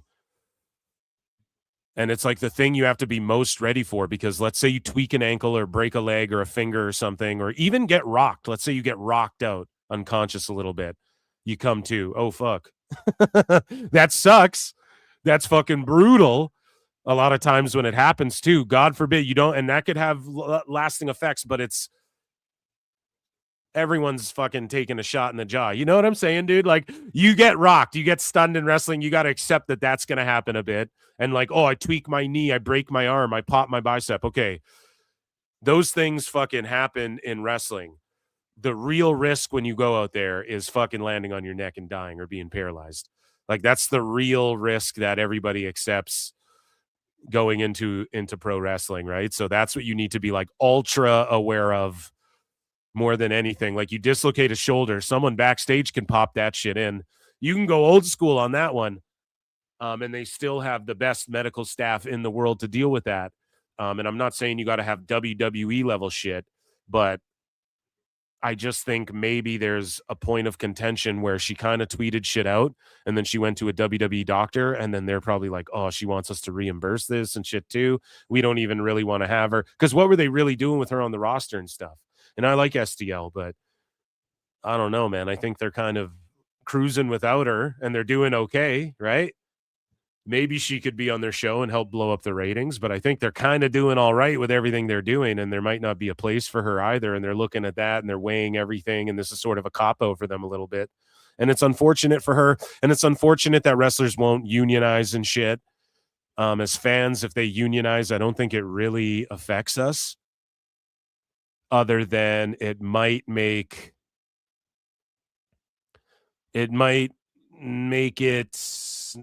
pro wrestling not as good. Like, will wrestlers be as hungry to really blow up? And do you get guys who are like, no, if we do this, we'll make the most money and we'll do this. And if we tell this great story, we'll have the next superstar on our hands. Then it becomes like, okay, we'll just have leagues. Everyone kind of gets paid the same. They're all taken care of. And then they all get equal bonuses based on if the company's doing good. I mean, that sounds great for the lower guys. It doesn't, and like the fans and shit were like, whatever. But then does that make wrestling an artist? Because there is a level of artistry and athleticism and competition that goes along with sports entertainment. Does it make them as hungry to compete to be the next Randy Orton or the next John Cena, or are they just like, whatever, I'll just get a comfy job. I'll be mid-lower. Do we just get more guys who are like going AEW? Whatever, I'm getting paid. I got my health. I got my dental. I think it'll just produce more people in wrestling like that. Honestly, I do personally. And fucking Roman Reigns and them will tell you that unionizing, every top guy will tell you that that's not the way to go either, because they benefit from it. And that's what the lower guys will say as well. Yes, some of them want unionization and all of this, but they all know in the back of their minds, if they make it and they're the guy one day, then you don't want to be unionized and shit. You know, you want to make the absolute most compared to everyone else, because you're the most, you get thanked for the house. If you're the guy getting thanked for the house, you don't want to fucking communism, socialist that shit and split it up with everybody. You know, you don't want to do that, dude. So moving along here. And speaking of contracts and whatnot, so Rosemary has re-signed with TNA, and there's Carlos Silva, which was a great move. Rosemary's a TNA for lifer. Nothing wrong with that. And she appeared in NXT, I think, once. And so Rosemary cuts this promo or gets this vignette done for her, and people are like, who the fuck is this weirdo in the corner? And so let's take a look. Silly little humans. Tricks are for demons. Oh, what? We suppose you've got something to complain about, do you? That went perfectly. Look, Project Lazarus has been approved, and Pride has been checked off the list. Once and down. Rosemary appeared a few times. Yeah, thank you guys. 6 to go. And that rules. Shout out Rosemary from Winnipeg, bud. From Winnipeg there, bud. Now, granted, the next one will be a bit of a gamble. But we've got a few ideas.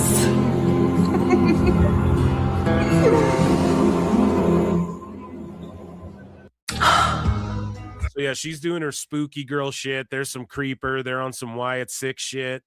Who fucking knows with that? But speaking of what was going on the show itself, Lillian Garcia was in the house. So joined here at ringside by Lillian Garcia, legendary WWE ring announcer. See, this is how you do it. You show the celebrities in the house with all the people behind them. What the fuck? How did they fuck this up on the first show? All good. They've recovered. We're not dwelling on that. You're a pleasure to have here with us at ringside tonight. Like, see, even if the building ain't full, all the people are going crazy behind Lillian. That rules. For TNA Thursday Night Impact. So join in. So Lillian was there, and then fucking Mama June. So if I'm not mistaken, Mama June is Honey Boo Boo's Mom, Sometimes am in I life not you gotta be a mistaken? hoe. And she got her own reality show now. So shout out Honey Boo Boo and Mama June, I guess. And TNA for the crossover. And look, right here tonight, live in Atlanta, it's the cast of Mama June herself there on the right, out here enjoying all that toast. It's like a D-list celebrity. I don't know. I'm not going to put this over for 1 second. Non-stop action. And we're also joining. And then, yes, Lillian was there as well. So that's awesome. But another person who is at TNA and that I'm hoping TNA signs, and I think he should go to TNA. He needs to stay the fuck away from AEW. He needs to start in TNA and then work his way up through NXT and just take their time with this guy. Pull the Leon Slater as Leon Slater slowly becomes an NXT guy. You do the same thing with Ricky Sosa in a way. Obviously, you think of different ways of doing it, but as far as like how to get him over, because he is, well, I'm not even telling you guys, but Bang Bang, Sosa, Ricky Sosa was on TNA Explosion, okay? And if you're watching UFC, Cody Garbrandt just got his fucking nuts exploded with a nut kick as Ricky Saints makes his entrance here at Vengeance Day. But Sosa made his entrance, and he has an entrance, okay, already. And he can work, too. The kid can work. Now, TNA and NXT are the way to go for this guy, okay? They're going to develop him and produce him into a fucking star. I think he owns his theme song, which is a bonus. He's on that Joe Hendry shit as Joe Hendry makes his entrance. This guy's got an entrance. He's got a song that people are fucking with. Okay? And it's awesome to see this quick rise. I don't think they might be pushing him quick. Like it might be quick to where TNA's scooping him and putting him on Explosion, and the IWC might be pushing this guy a little quick. But he isn't the shits in the ring. He's obviously a little green. He's a young guy. But this entrance, once you have that, that's like a shoe in, that's a foot in the door automatically, almost in any fucking fed. People are just going to want to invest in this. The work will come, especially at the age he's at. So if they develop him properly, any fed, if TNA sinks their teeth in and they go, no, we're keeping him away from WWE, he could be their next big star. He could, right? He's got to grow into his grown man body and shit yet too. But anyways, let's just play this entrance. Here's fan footage. And Sosa, bang, bang.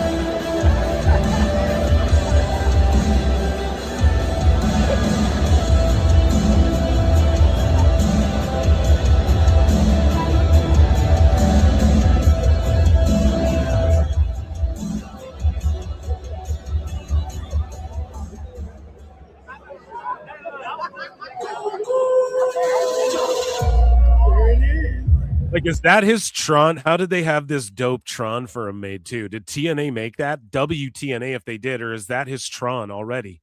Does he provide that part too? I'm curious because, man, we're in the day and age where you can do that shit. You can hire an independent editor to make you a dope ass vignette. People in AEW do it all the time. I forget her name. I should plug her on Twitter. I talk about her shit all the time that she did with Julia Hart, and she fucking I forget her name, but she's on Twitter, and she's the one who does all these independent vignettes that you look at on AEW and go, oh, that's great. And then they never follow up on them. Why? Because the wrestlers got to go out of pocket and go get them, and Tone doesn't fucking reimburse for that shit. TNA, I don't know. I'm not saying Sosa did that with his Tron, but like, hell yeah, look at how the Tron is already slapping. This fucking stage looks awesome too. The building's not packed, but it is Explosion, right? It's not the main show.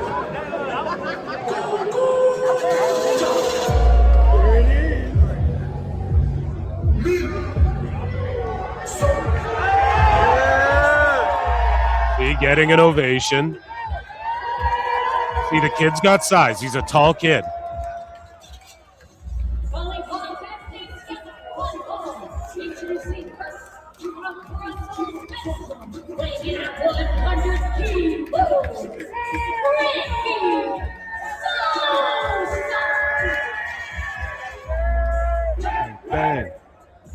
Sosa. See, like, listen, it's Explosion. It's not packed, but everyone there already knows this guy's shit. How? You know, from the IWC. So it was enough. He's gotten enough hype now to where he's on the radar. You can't tell me this won't get over as fuck with the NXT universe. If it's over with TNA fans, come on. The NXT universe pops when TNA guys and AEW guys come over and shit. They'll go nuts for this kid. He's got size as well. He's a tall kid. He's about to grow into his grown man body over the next how many years as well, and he's going to be more jacked up. You just got to refine the work and the promo. And he's got this fucking banging entrance built in. It's amazing. Okay. And for people who hate Yeaton, I'm sorry to tell you. No, but if this guy can really work his ass off, then there you go. Right? You can't even get mad at it. Because if he can wrestle, because the main criticism of Uso's like, he's just an entrance. So all Sosa's got to do is prove all those motherfuckers wrong that he's not just an entrance. A lot of people are saying he's not just an entrance already as is.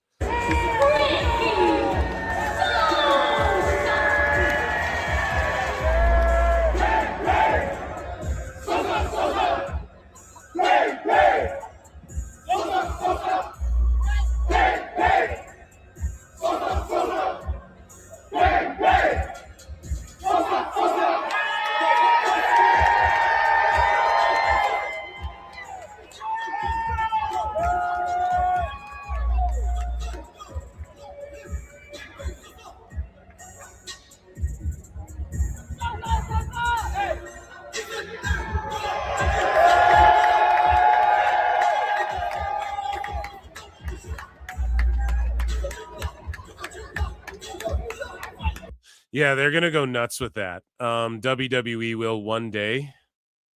Shout out Ricky Sosa. Ricky Smokes, get ready to fucking change your name, bud.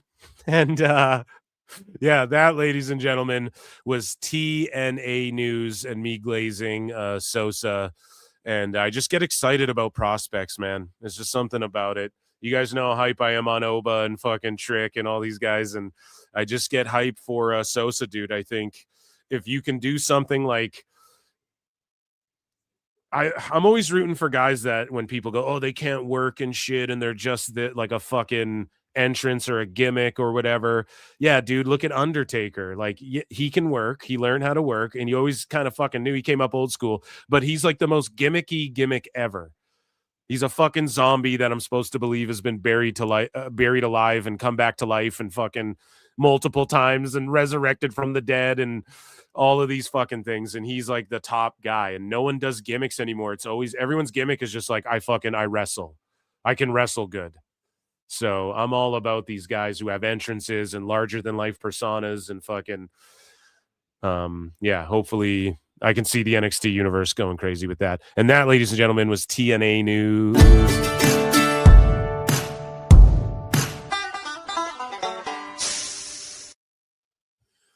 So we're in the main event of this shit right here.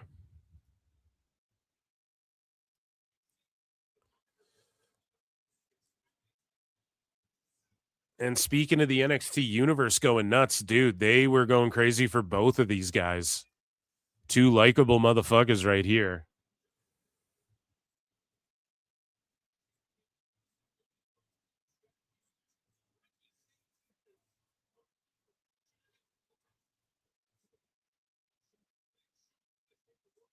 So Joe Hendry's shoulder getting thrown into the fucking stairs, into the ring now. Cover. Kick out. After this match, yeah, I'll put in a what did you guys grade this poll in the chat. Shout out everybody tuning in tonight. Round of applause for you all. I appreciate it.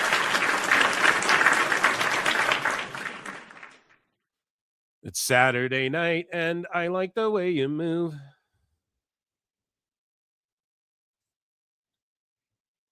So a nice little leg sweep there from Saints. And the crowd's been into this. Crowd's been hot for this Vengeance show the whole way through. And they went nuts for Paxley. They were going nuts for Hendry. All the hardcore shit was crazy. It wasn't like overdone, but it was a lot of hardcoreness at the beginning of the show, which is fine. And then the underground match, so a lot of gimmickness. But yeah, by the way, I want to put over Kalani Jordan, how she sold the getting starched.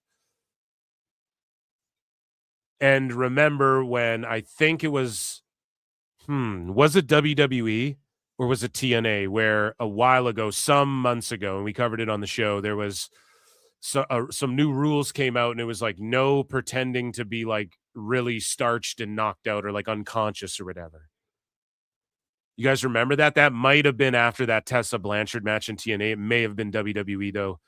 But yeah, you do it every now and then. You know, if someone really sells getting starched like that, you know, Maxine Dupree did it on Raw kind of, but it was almost like a death blow. She was laying there like she was dead, not like oh, I got caught. And fucking Kalani just sold it really well. The whole like her arms are stiff, the way she just hit the mat, it was really well done. And she did fine. I'm not going to say exceeded expectations, but it was just Lola Vice's match. Like, she just makes those matches look so good. She's real. That's why she'll really fuck you up.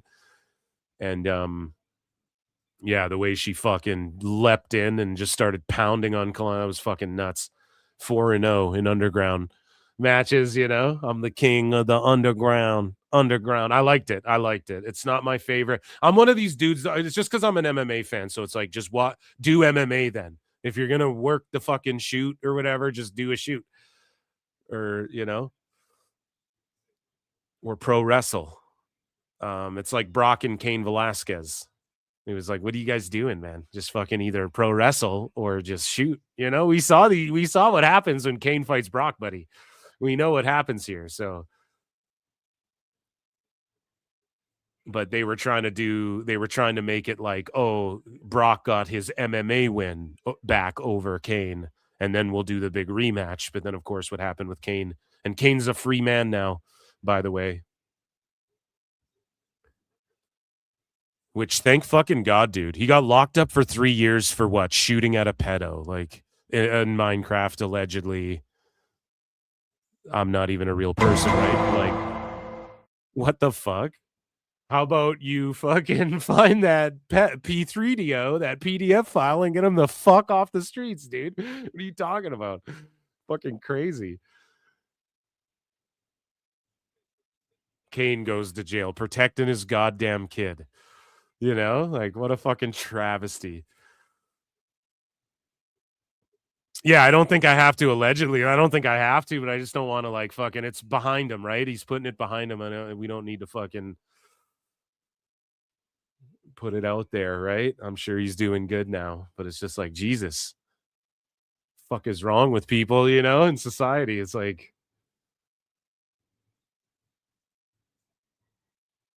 to imprison the man. And then everybody who knows him too is like, well, he's just like the fucking nicest, quietest, humblest guy. He's like the chillest guy in the gym.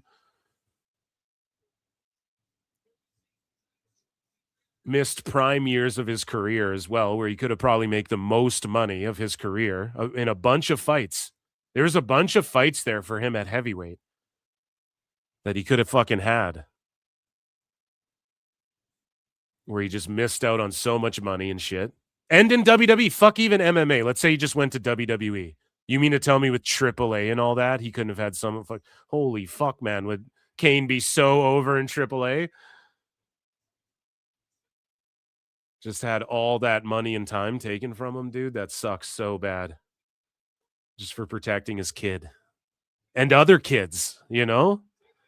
Sick. Anyways, I'm in on not going to get all triggered here. I'm fucking watching this match. One arm bomb, the Tahana bomb from fucking Joe Hendry, kick out by Saints.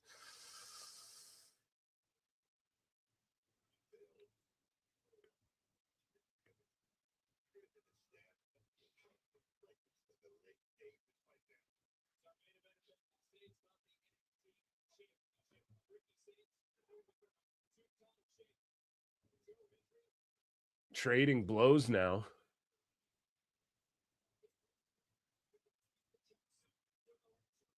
Europeans, the European uppercuts.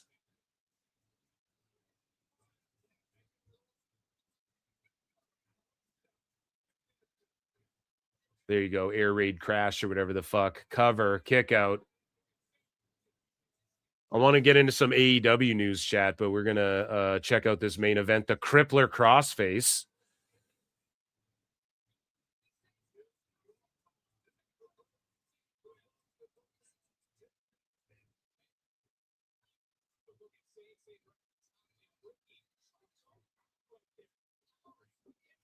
Rolls over into like a fucking front face lock here. Now guillotine.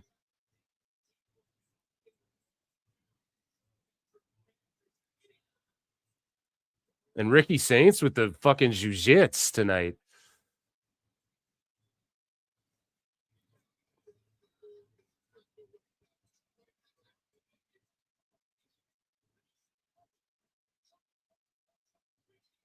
Oh, Joe Hogan.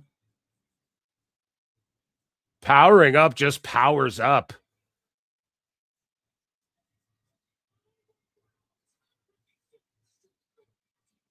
Dude, Hendry's got that sneaky strength. Like, he just gets motherfuckers up for shit with relative ease.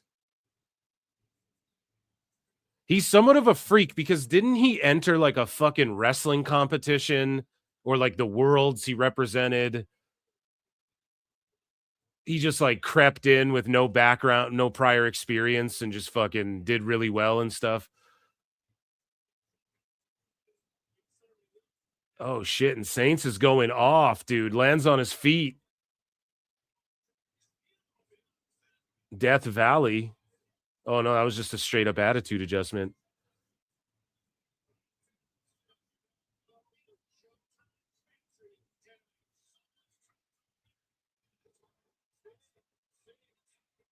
Yeah, so in UFC's just doing like the pre-main card video packages and everything. So just expect the timing of this to be flawless, where the main event ends and then where the first fight actually fucking begins here for UFC.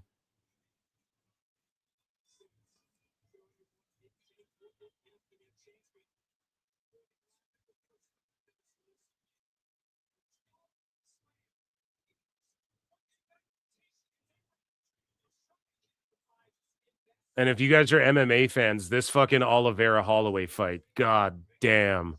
You want to talk about guillotines and fucking god damn, this is going to be a good fight.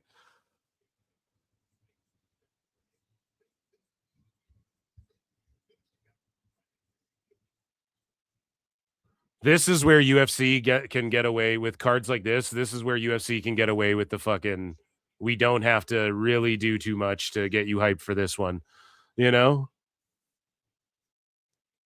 Damn, Saints and Hendry too. Flying knee. They just have real good chemistry.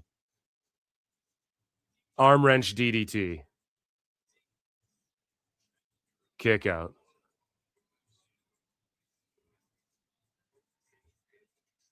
See, Ethan Page crept his little greasy ass out here. You knew. Actually, no, wait. I love him. I forgot he was Canadian for a second because he didn't have the strap with the maple leaf on it, buddy. No, you knew Ethan Page was going to be out here in some capacity, creeping around. Hendry roll up.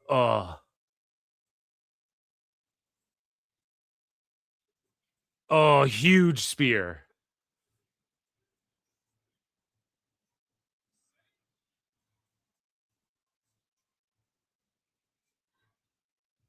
Okay, what is Page doing? So he threw the belt too far? Why would he throw it that far? It's craziness.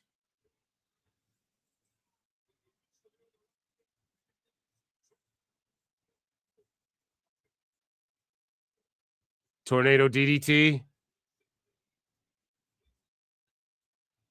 Wow. Oh, okay. Okay. Okay. Damn, I thought that was the finish for sure. So Hendry's got to win this now. And he's just up, too. milk it a bit, but they're rushing to get, I'm telling you right now, the ref's like, oh, we got to go to the fucking, because like the first UFC fight's going to start. Like usually they're done as this shit is going on. Or like the main card at least, right?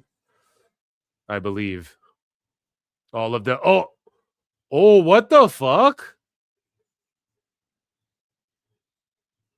Okay, what's with like baby faces kicking dicks and stuff?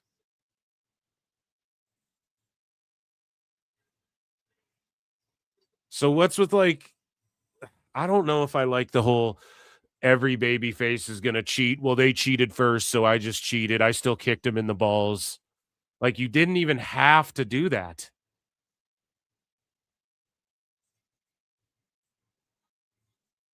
Like they didn't necessarily have to do that.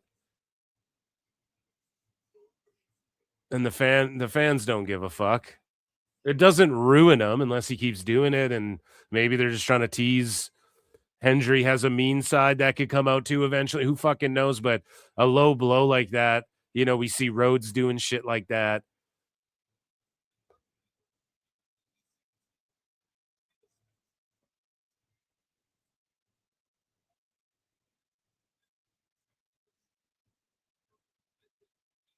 Maybe there's people who just watch NXT and they're like, it's new to me, damn it.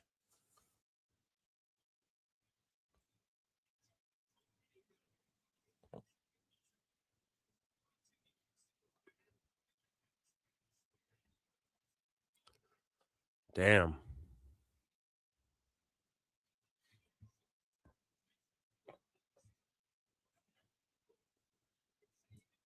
And is anyone watching Collision tonight? Was that on? Is it on? So Saints low blowed him and then he low blowed him back. I mean, I guess that's like, oh, that's your comeuppance.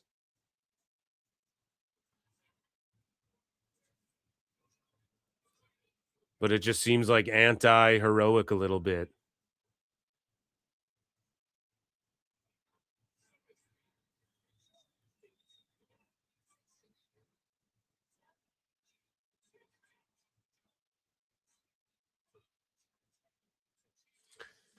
Okay.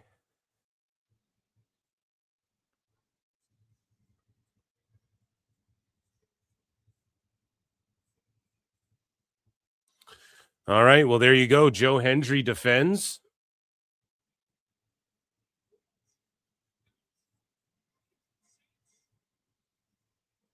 Paige and Saints could totally come up and be heel Rhodes's minions in his version of Legacy or whatever.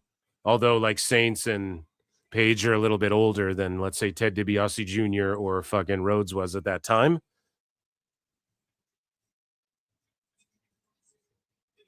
It would totally work. Now, do they need it? Like, does Paige need anybody to talk for him or to help? I don't know.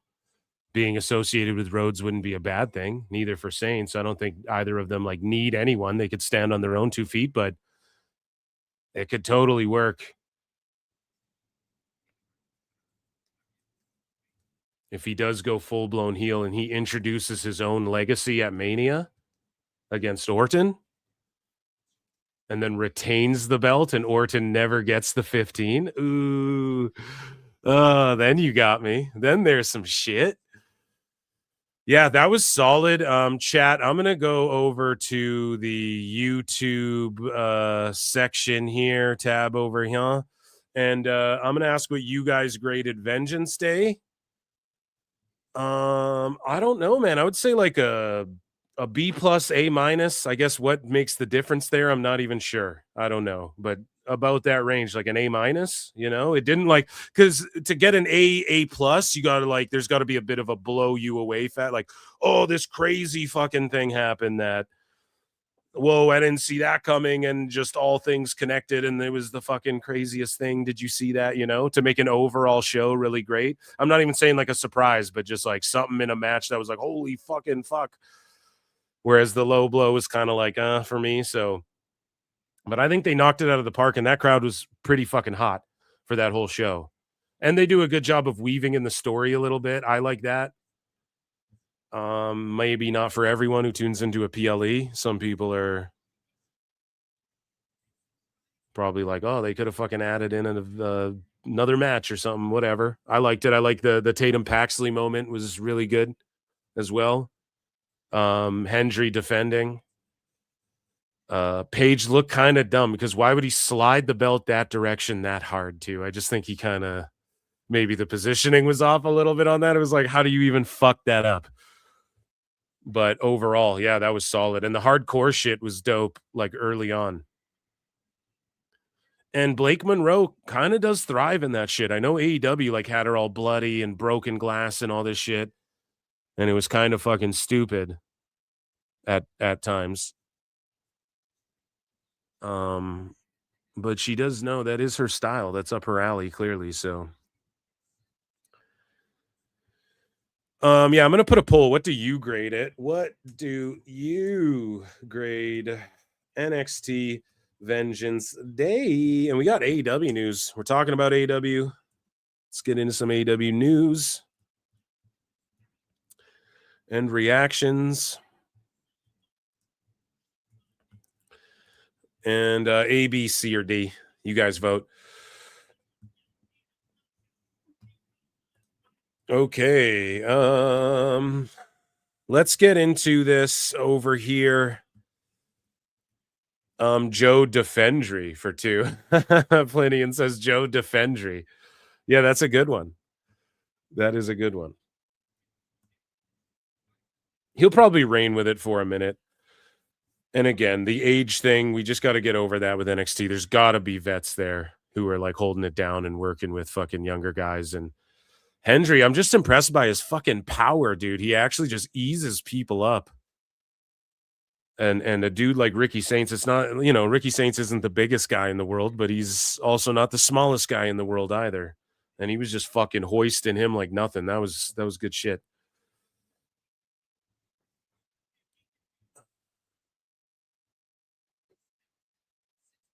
Just watching this entrance here, UFC. Okay, and Collision. Any updates on Collision? Solid B+. There you go. I guess they were delaying AAA. Oh, is AAA on too? You lying. Hold on. Is it on YouTube? I'm going to throw it on. You guys are lying.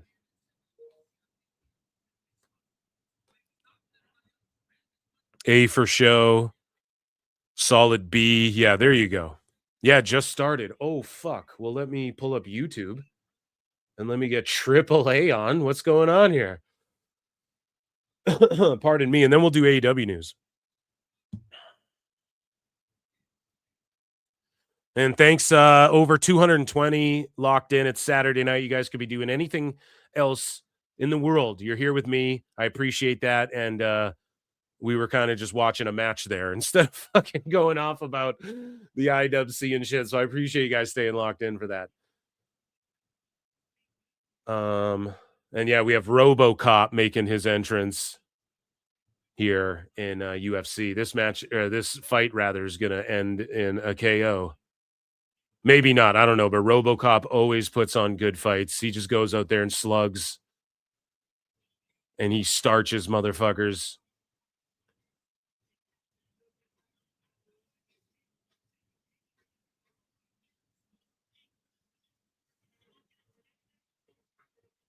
And this is going to be a banger. Yeah, and I got AAA on, guys. It's YouTube, though. I got to skip the fucking ad. Let's go. Getting a Popeyes ad here. Okay, are we live? Yeah, I need to fast forward a little bit. There we go. Okay. Yeah, we got Psycho Clown in them on screen. Let's go.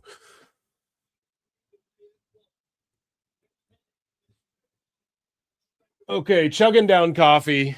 AEW news time.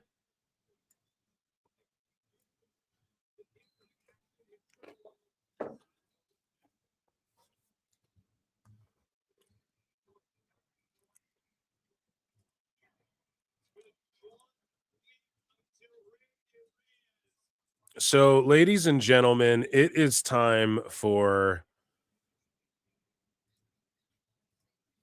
everyone's favorite segment called Tony Khan. Or if your name is Tony Khan, you're going to love this thing. And Ichi Nissan da for AEW News. Patreon.com/Pro Wrestle Times. So David Finlay, he got signed by AEW, and, you know, people were speculating that he was wanted by WWE to join NXT, and allegedly, according to the sheets and whatnot.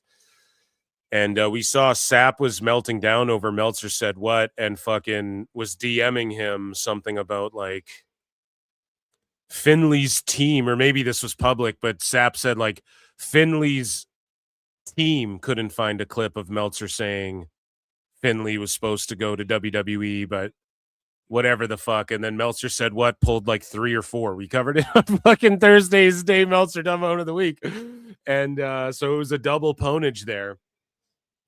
And yeah, you know, everybody was like, hey, Finlay's going to go to WWE. He's expected to go. They want him in this angle. And then it's like, oh, well, AEW beat WWE. AEW beat WWE. And I'm sure they did. Like, if you go to NXT and then he leads the faction of, what are they called again? Birthright. And they were teasing it on NXT. Oh, I'm going to talk to my dad. Uriah Connors was like, I'm going to talk to my dad and find us a leader. And then Finlay shows up in AEW. I think that is the best place for him right now. And I think we looked up his age and he's 27. So for the next 3 to 5 years, you go to AEW, and then you could possibly debut on the main roster of WWE. And you're going to make more money here. And in NXT, yeah, it would be cool if he was the leader of the Birthright or whatever. But then what do they change his name to? David Connors, to match his brother, or does he just stay David Finlay? But then why isn't his brother just called David Finlay? And I'm not triggered that, like, oh, they changed all these wrestlers' names, you know, Uriah Connors and then Lexis King, and then they start this Birthright faction. It's not shitty that their names are different and they're making their own names, and WWE own the fucking IP or whatever to these names, but they're still paying homage to their parents, or their faction is based around, well, our parents are famous wrestlers. Like, tons of actors in Hollywood don't take their fucking parents' last names.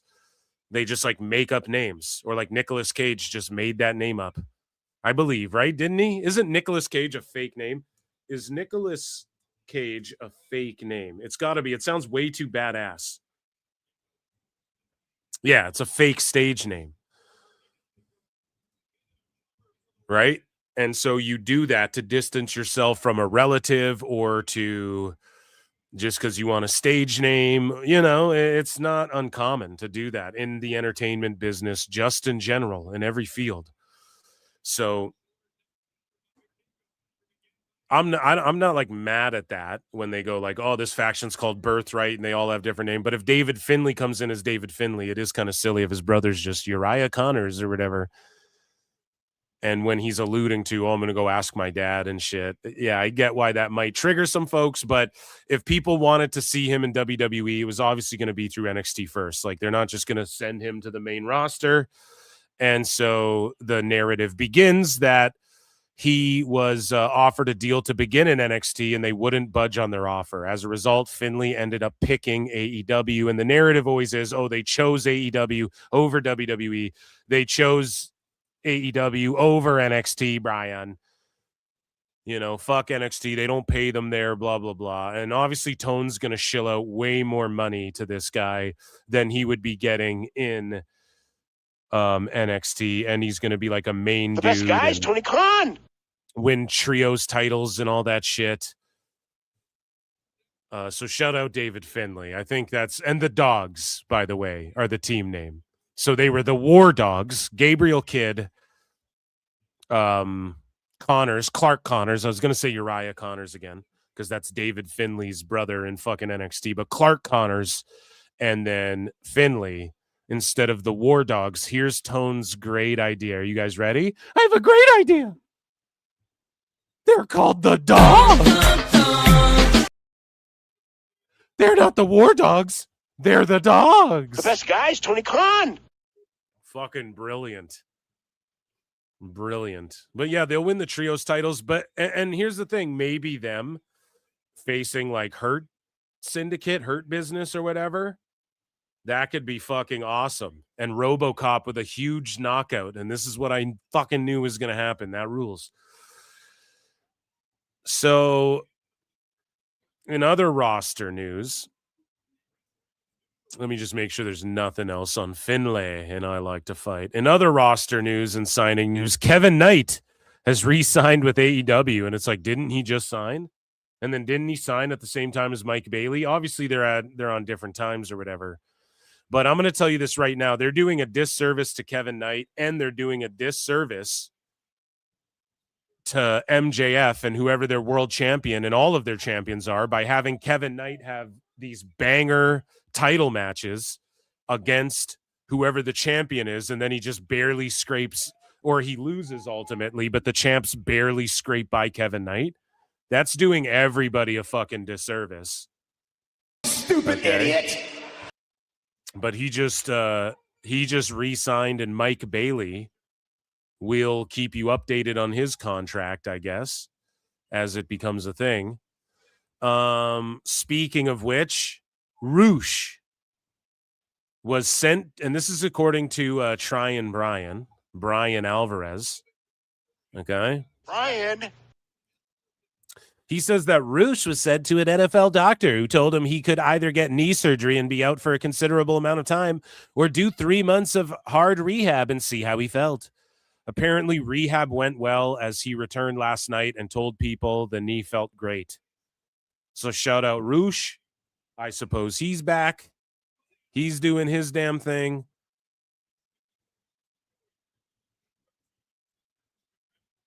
In other news surrounding the tag titles, which Roosh, I'm sure, will be getting a shot at sooner or later when he teams up with Mortis, or Taurus, I mean, not Mortis, pardon me. So the AEW World Tag Team Championship belts have been updated.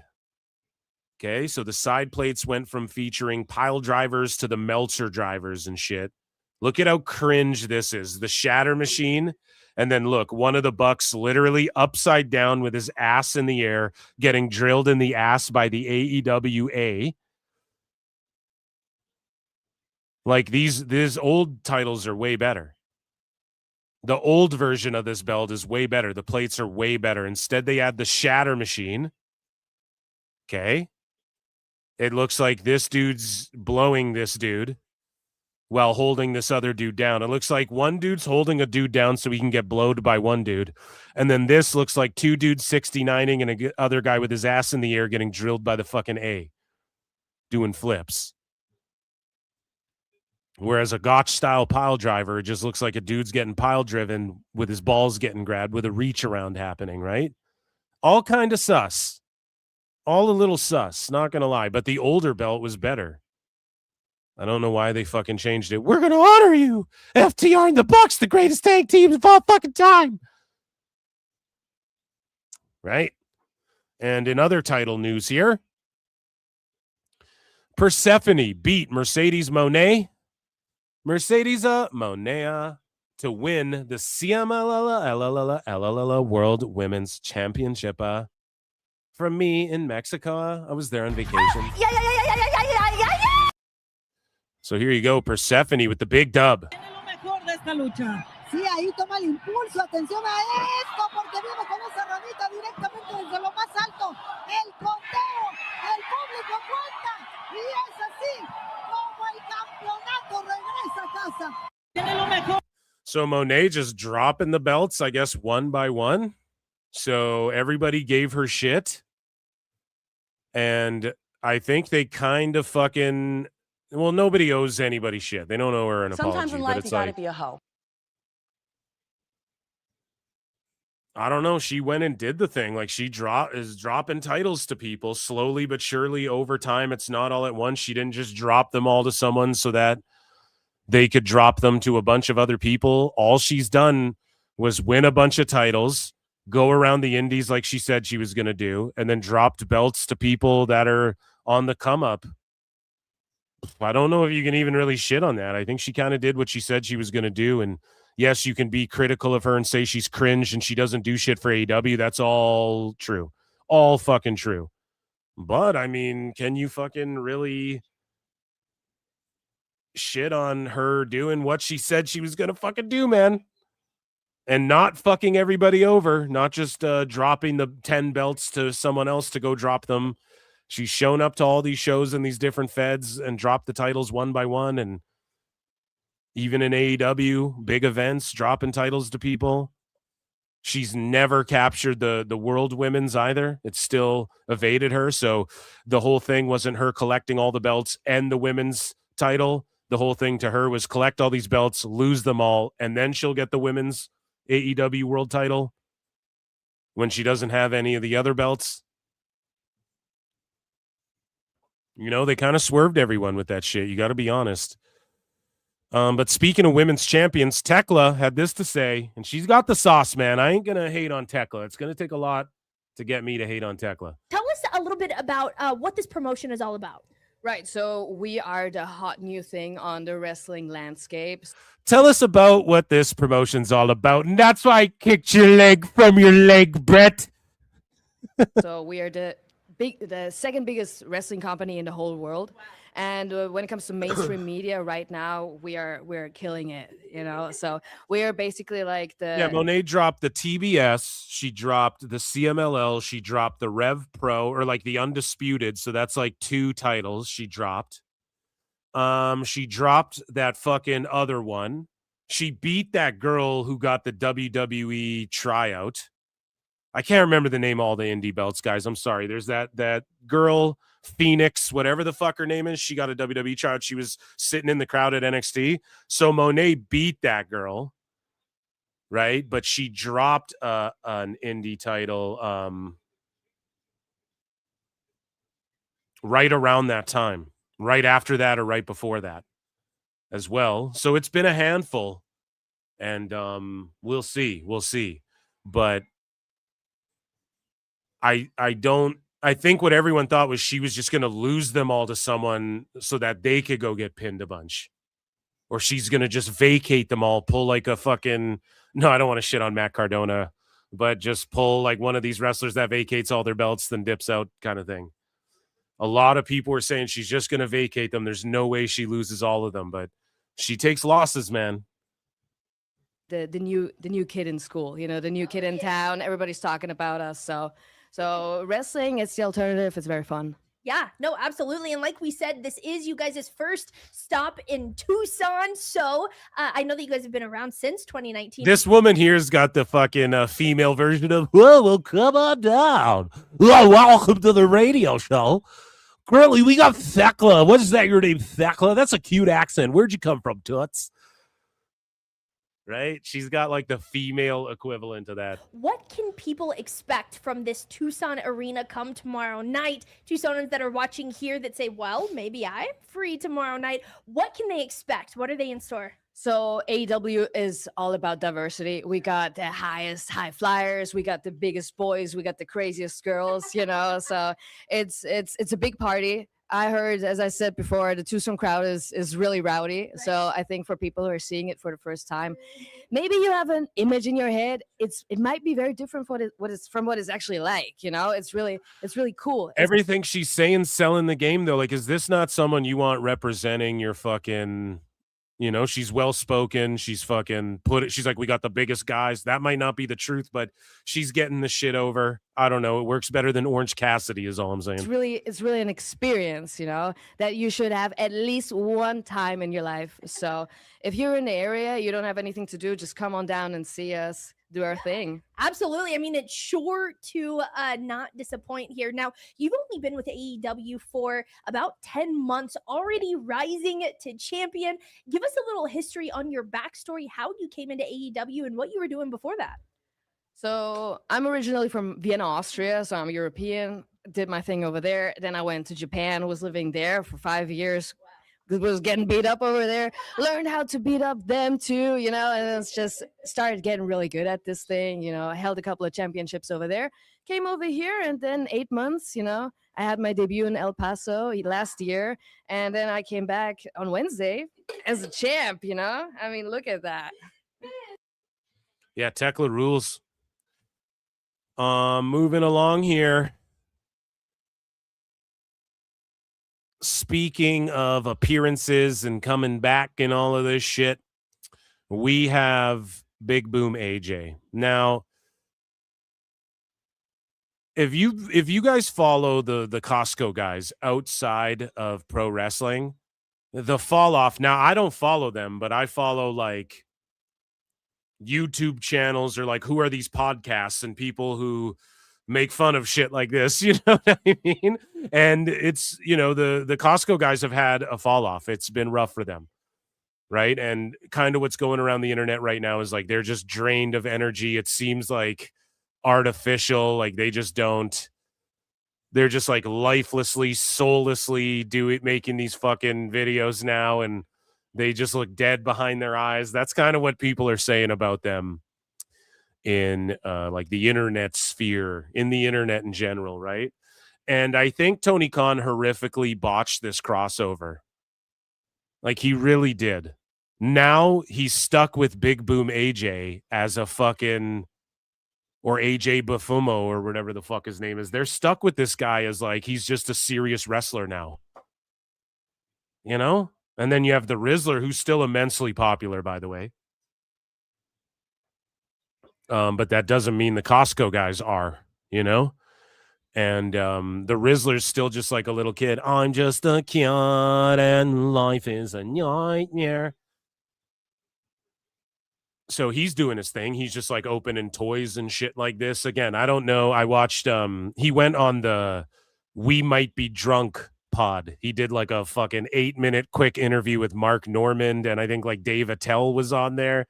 And it was so funny. And Rizzler was just talking about like opening toys. He's just reeling opening toys and all this sort of shit. Right. So he's still popping. Like they're trying to, you know, he's considered a big guest on pods and he doesn't really get, he's a fucking kid. So the reason why the Big Boom guy has always been roasted is because it's kind of weird that he's like making his family make these fucking weird videos. And as time's gone on, it just seems unnatural and forced and soulless kind of. I mean, they're famous for basically the Hawk to a Girl thing. They were just like, oh, I love chicken bakies. Of course I come to Costco and eat the chicken bakey. And then it's like, that's why you're famous? That can only last so long, you know? And so they're kind of falling off and now they're stuck. AEW stuck with these guys as like, what, serious wrestlers now? It's not like they're bringing new people in. And Tony missed the opportunity to book the shit correctly. And he missed the opportunity. He just keeps booking them on the pre-show in hopes that there's some virality there and it lures some of their online people to fucking buy their pay-per-view or what? I don't get it. Well, like, I get it. I get what Tone's doing and why he does it the same way every fucking time, but I don't get it. I don't know why he thought that would work. And I don't get why he thinks parading these guys out there on shows where you're having fucking death matches later in the night and shit would ever work. It's the dumbest thing. What kid who follows the Rizzler's parents or this asshole, the double chocolate chunk, whose kids' parents are going to be like, yeah, watch this AEW shit. Let's say they tried it one time. You probably got negative fans because of that. So again, he's returning to AEW, and where there used to be some hype or people going, hey man, good, this is a positive for AEW. It's not even a positive for AEW anymore to have these guys on their fucking shows. Hey, Big Boom AJ, when's your next AEW wrestling match? I'll be back in the ring next Sunday. And with these guys losing popularity the way they fucking have, they might have ruined their chance of getting into WWE now, which is what AJ Bufumo, whatever the fuck, wanted to do. He wanted to go to WWE. They're WWE fans, right? So now they're just stuck with this guy's a serious wrestler now on the AEW roster. It's fucking crazy. Wrestling match. I'll be back in the ring next Sunday, March 15th at AEW Revolution, live from Los Angeles. Don't miss it. Hey, Big Boom AJ, when's your next AEW wrestling match? Right there, just a quick clip. So he's going to be there in a fucking match, and it is what it is, man. I don't know what to tell you. Speaking of fucking some dumb shit with the roster doing dumb shit that's fallen off. It's Sting. I don't know if that'll ever fall off, but Tony Schiavone is listed as co-owner of the It's Sting trademark, recently filed by Sting. So they filed the trademark. It's Sting. So if you do something like it's Sting with like just one eye and not multiple eyes, are you able to circumvent that? They probably got that covered. I'm sure Sting's got like immaculate lawyers over the fucking years and all the places he's worked and kept his gimmick and sold his shit, and he's always owned his own shit. In other just fucking dumb AEW shit, I guess, Swerve Strickland gives his honest thoughts on John Cena's rap career. Now, this is the biggest projection fucking ever. I gotta be honest, okay?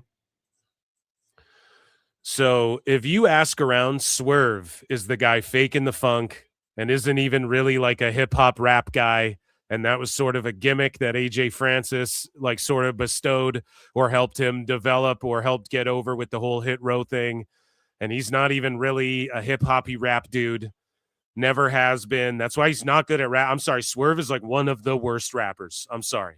Period. Point fucking blank period. He's one of the worst. Especially if you want to talk wrestlers that make music, fucking Nikita Lyons rivals his shit. Okay? And that's not even me being shitty towards Swerve. I like Swerve. I like his in-ring work. I like his promos. His shit's over.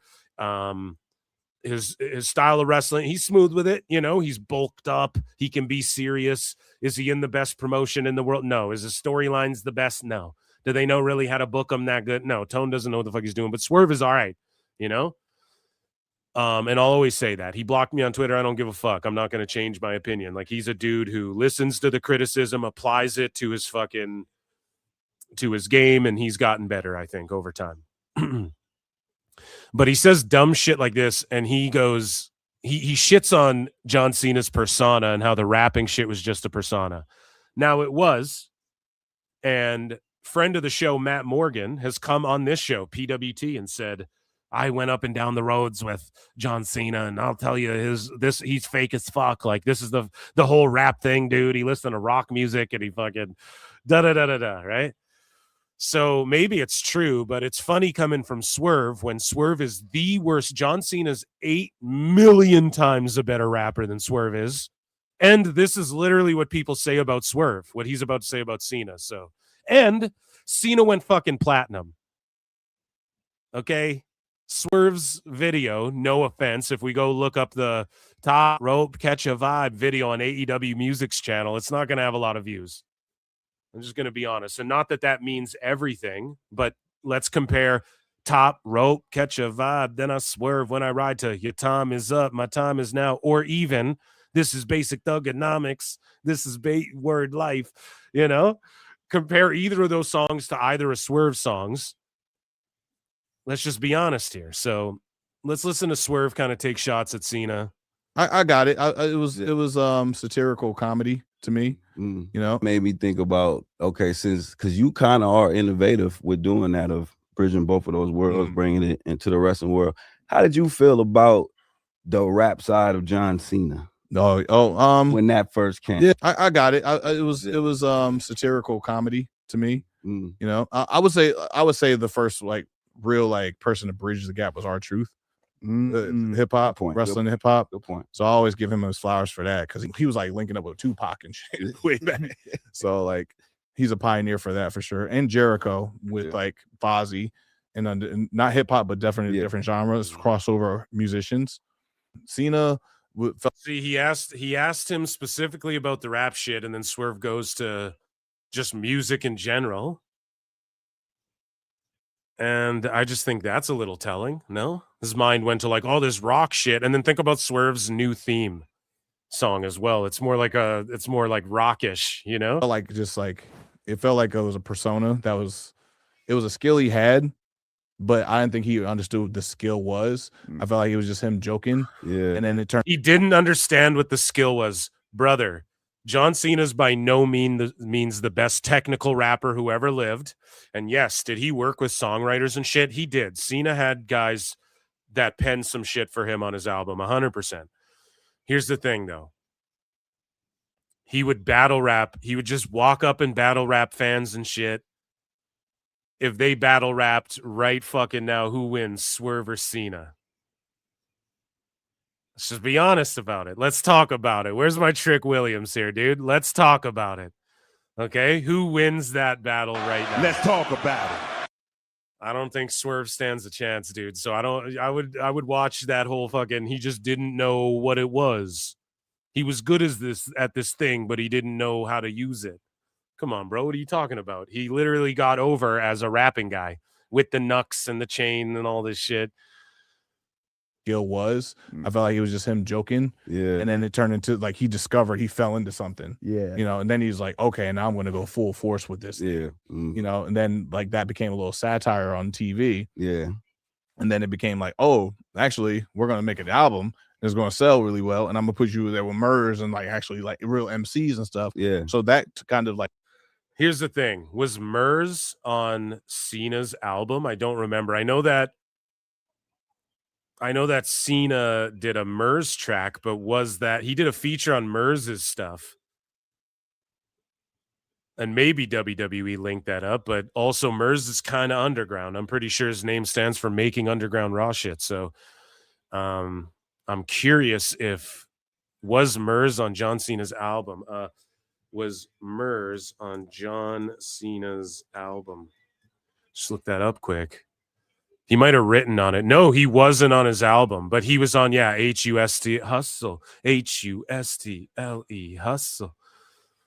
I think Swerve is coping here. On a life of its own for Cena. It was really cool seeing it like firsthand, like as a kid, like you understood the pathway that it was really opening up.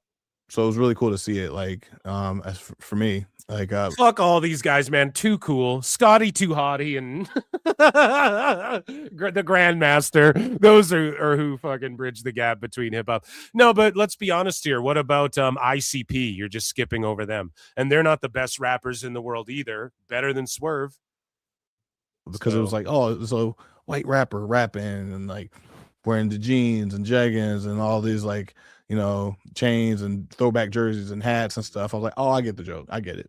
But then it became like, oh, this is actually a real persona. Yeah, you know, it's coming.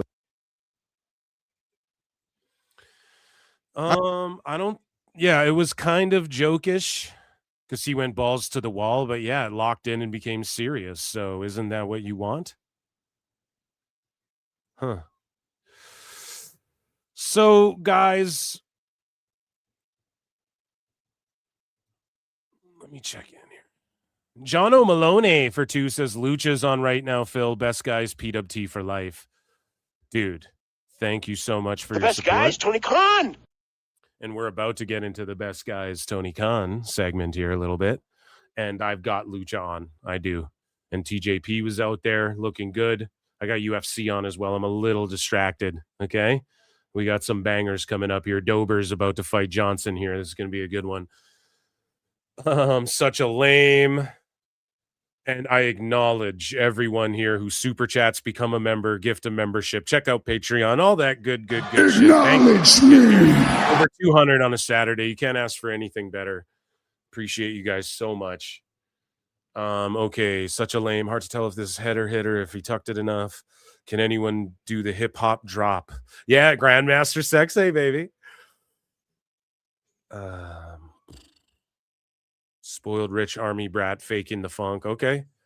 Did you see Santos drop iguana on his fucking head? Oh yeah. What about Caster too? Yo, Max Caster rules. Max Caster rules.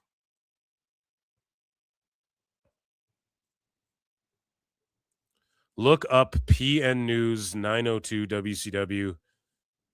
What are you trying to say, bud? Okay, so ladies and gentlemen, this next little section is called The Best Guys, Tony Khan, and we had the best guys, Tony Khan. Friend of the show, Rabid Wolverine LC Killer 17 was in the crowd for the last Dynamite. Round of applause for him in chat right now, I believe.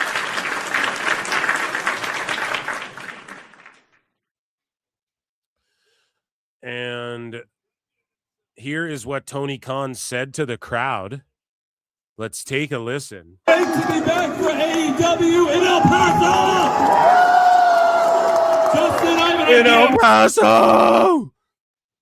Holy. We're seconds away from going live. How long do we got? 35 seconds. I think we should. Oh no, I gave you more time. Oh no, I did. Just wait. I'm going to go hard on time. Can you give me more time? Live, how long do we got? 35 seconds. I think we should make these El Paso fans the show open. Let's have them start the show tonight. Yes! Let's make them the stars of the show. Get up on your feet.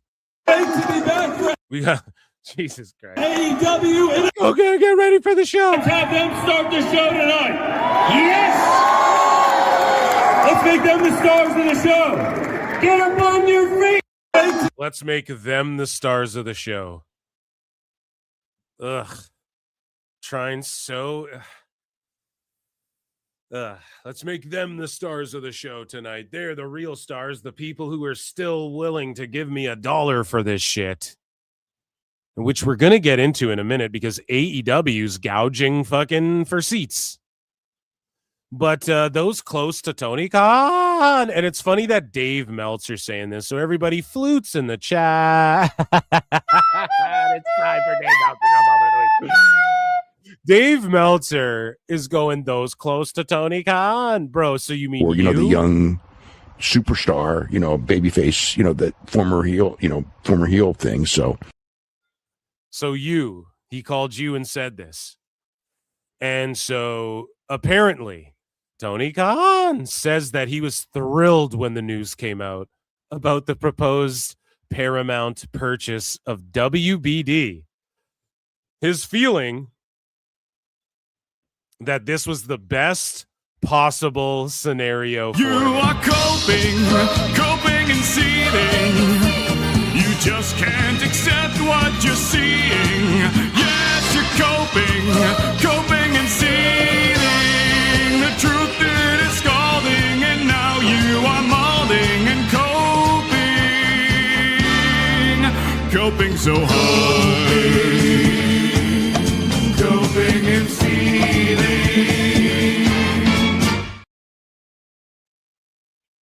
I mean, come on, man. There's no fucking way that he's possibly excited about this, and especially because of one thing that Niccolo Piccolo pointed out.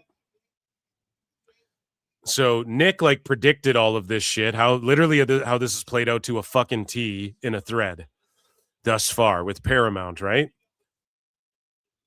And Tony Khan got Casey Wasserman and people to fucking reach out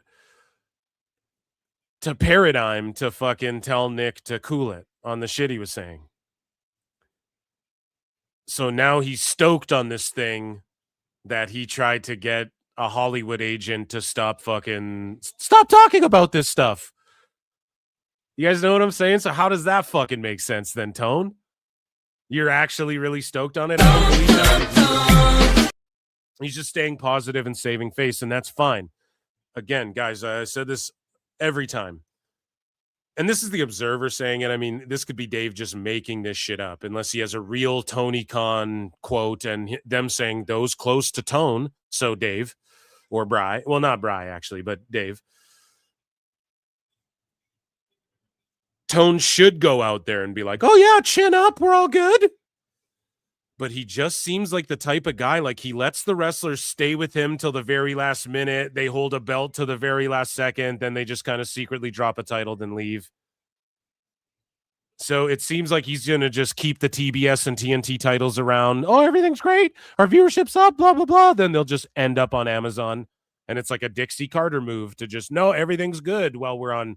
Well, we just had to borrow $2 million from Billy Corgan, or else this next week's Impact wouldn't go on the air. And we're moving from the pop channel to Destination America or vice versa or whatever. You guys know what I'm saying? She just did it with a fucking straight face and everything's great. Even though our name got switched to Global Force Wrestling for a month and then it got switched back. Everything's fine. Don't worry. Right? That seems to be how Tone plays this. And I'm not surprised, motherfucker, because that's what he's done this whole time. He's made every mistake and made every lol cow mistake of every bad wrestling booker before him, or not even bad, but just, let's say they used to call Bischoff, like you could say he was a good booker and promoter. They called him ATM Eric. Well, Tone's ATM Tone. What the fuck does that make Tony then?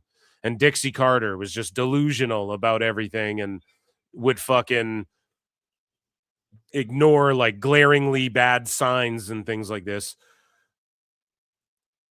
Tone does the same thing. So, and they're both rich people's kids. Go figure, right?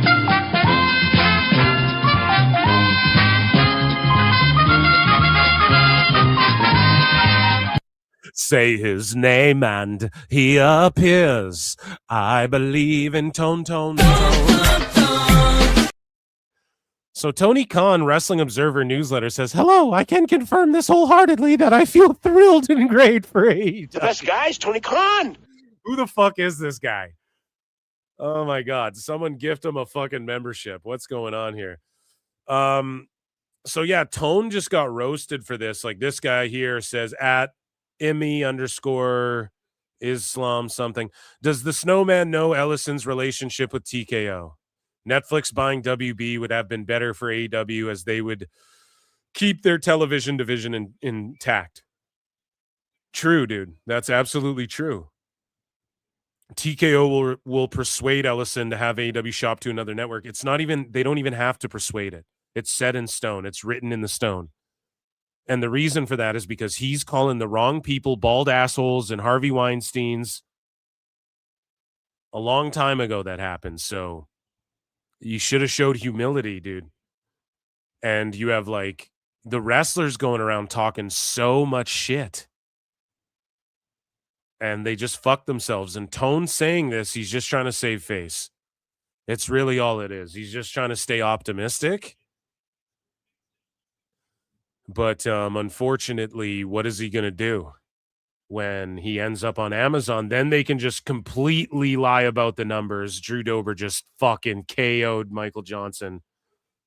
And the meme continues for Drew Dober. Those who know. But Tone is really backed into a corner. And you see signs like this and Will Ospreay sharing fucking this stuff, just coping. Ospreay copes harder than anybody over the Fed and Triple H. Like 100%. He's coping hard as fuck constantly. And this fan brought a sign saying, I didn't have to sell a kidney to be here at AEW. Will Ospreay posted it. And you see Tekla making a play at the casuals saying, what, chat?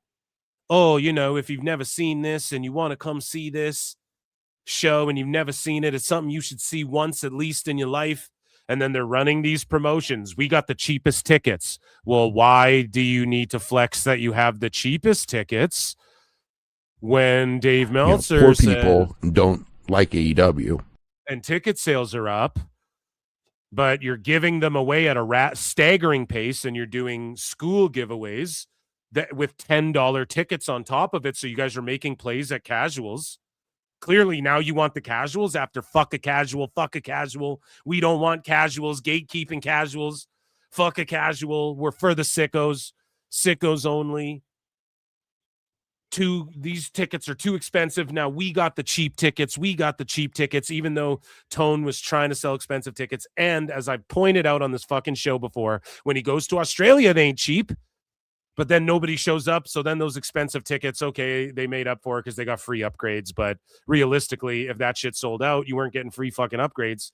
And then maybe the tickets are worth it because it's a fucking sellout. But that wasn't going to happen. Tone tried to gouge. So when AEW tries to gouge, or Tone goes in front of the fucking crowd and he goes, pay-per-view, everyone chant pay-per-view. No one gives a fuck. But when WWE goes, oh, this is a record-setting gate, or this is how expensive our tickets are. Oh, it's consumerism, it's capitalism, man. It's just corporate greed, man. Okay? So take a look at this. Here's another event. Where's the outrage, I tweet? Look at AEW. $600 tickets. You know what I'm saying? $600 tickets for section 101. This is at AEW Revolution. The price range for tickets, the most expensive is $2,200. Who the fuck's paying for that to go see AEW? Let's look at the AEW Revolution card. AEW Revolution. Who the fuck's paying these prices? And then the cheapest ones you can get, which you can see here. Shout out whoever sent this to me as well. I don't want to fucking say it, or they'd have just posted it themselves. $63 is the cheapest ticket. So again, that's kind of egregious too. The indies charging like 50, 60, $75 for shows. That's kind of bullshit. The indies get called out for doing that same shit. So let's look at this card really quickly. I mean, are you paying $2,000? Chat, let me know honestly. Don't even try and be funny. Well, I try and be funny, but seriously. $600 or $2,000. I guess $2,200 is like the most expensive package, premium, whatever the fuck. I'm assuming, right? Because that's the price range that's set here. $34 is the cheapest. $63 is for section 300, which is like way far back, if I'm right, from the fucking floor. $600 for like the middle of section 100. Is that not fucking gouging for this card? Be honest, guys. The main event, MJF Hangman. Like, we just fucking saw, like, we just seen these guys wrestle. They were just in a fucking forward, like, MJF Hangman. FTR versus the Bucks. Oh. Moxley versus Takeshita. Brother. Exactly, no pop. They did Takeshita Okada on a fucking Dynamite, didn't they? With a screwdriver stabbing, or was that on the pay-per-view? I might be conflating screwdriver. I can't even speak. I might be conflating screwdriver stabbings and pay-per-view matches, but god damn it, man. Is this worth $2,000? And that's not gouging to even offer a package. Oh, you get to meet a random superstar. And WWE's starting to do that bullshit too. You get to meet a random superstar.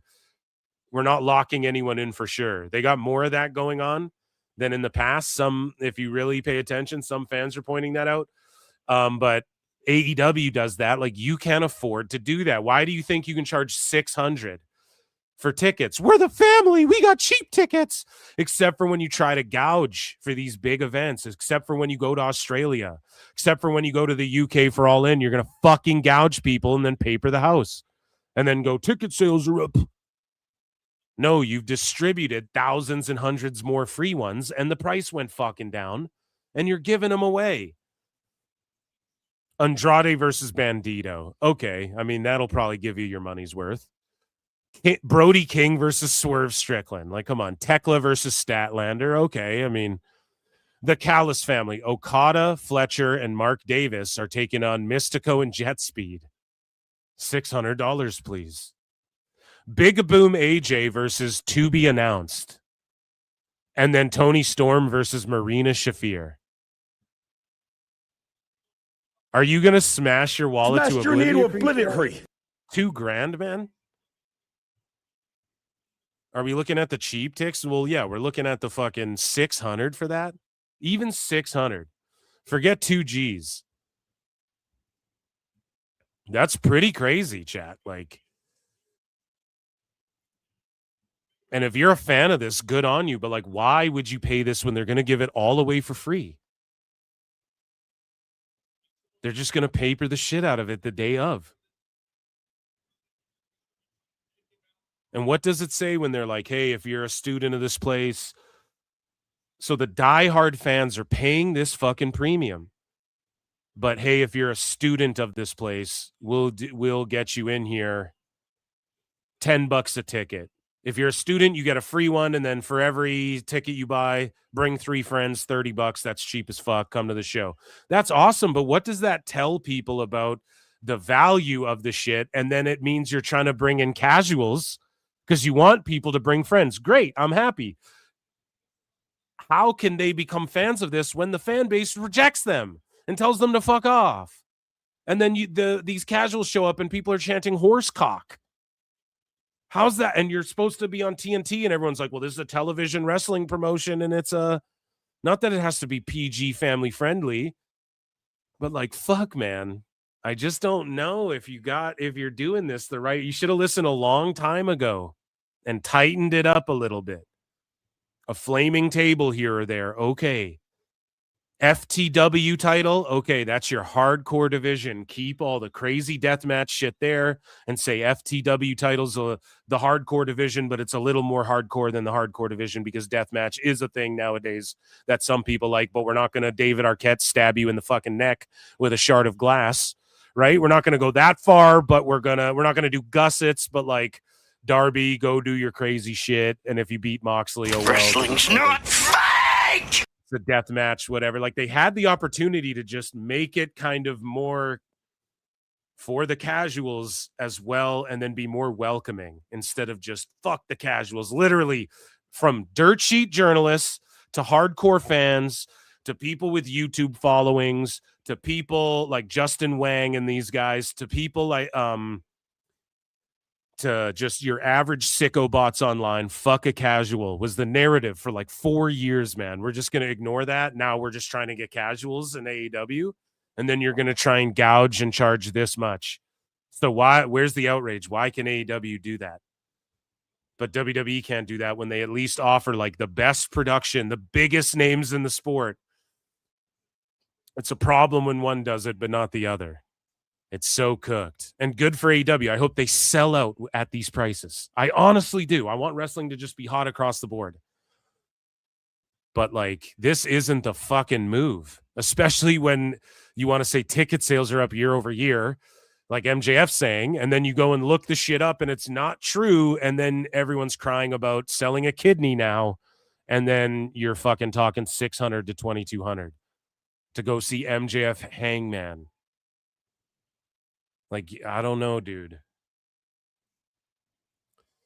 It's pretty crazy. But it is what it is. I guess it's a PLE, but look at that card. That's like any collision has a fucking quote-unquote stacked card like that. Those are matches you see on fucking Dynamites and shit. 4v4, $500,000 tag match. People see matches like that on fucking Dynamite and shit. I don't know if that's going to work. And that, ladies and gentlemen, Ichi Nissan for AEW news. They're gouging fans. They're gouging fans. This is the best guy's Tony Khan. Rapid Wolverine Elsa Killer 17 for 5. Thanks for that video, dude. I appreciate that. The guy who made that sign was drinking 5 beers. Oh, so it was me? No, I wasn't there. Are you sure I was there? No, dude. That's awesome. Good for him. I mean, it is what it is, dude. And the beers were probably overpriced considering how these venues do people nowadays. But, yeah, Plinian says, thanks for the fun tonight, Phil. I hope everyone had a good one. I got to get some sleep. Ha, ha, ha. Yeah, dude. Yeah, it's LA, so it's not hard, but still, that's a solid house. Whose house? Already have 10K tickets sold for Revolution. Yeah, distributed for Revolution is the thing. So.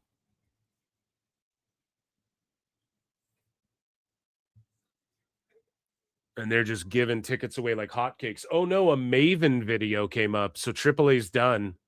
And then all of a sudden, hi, guys, Maven here. And between the years of 2003 and 2005, I had the greatest job in the world, being a professional WWE wrestler.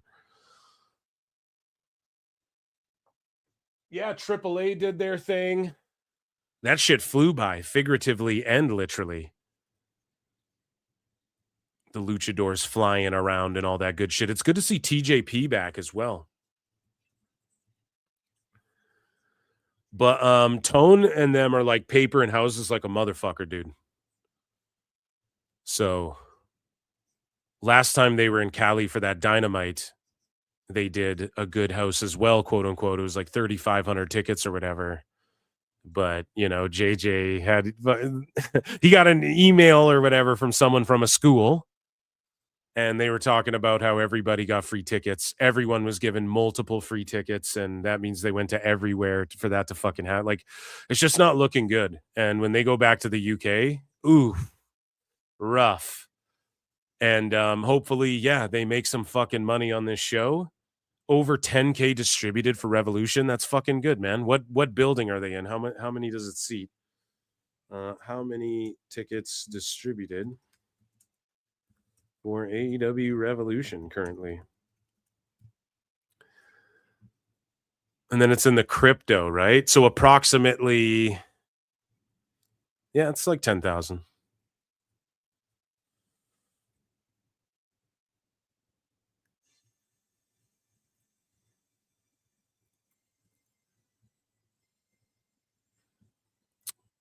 Who's fighting next? Font and Rosas Jr. Let's fucking go.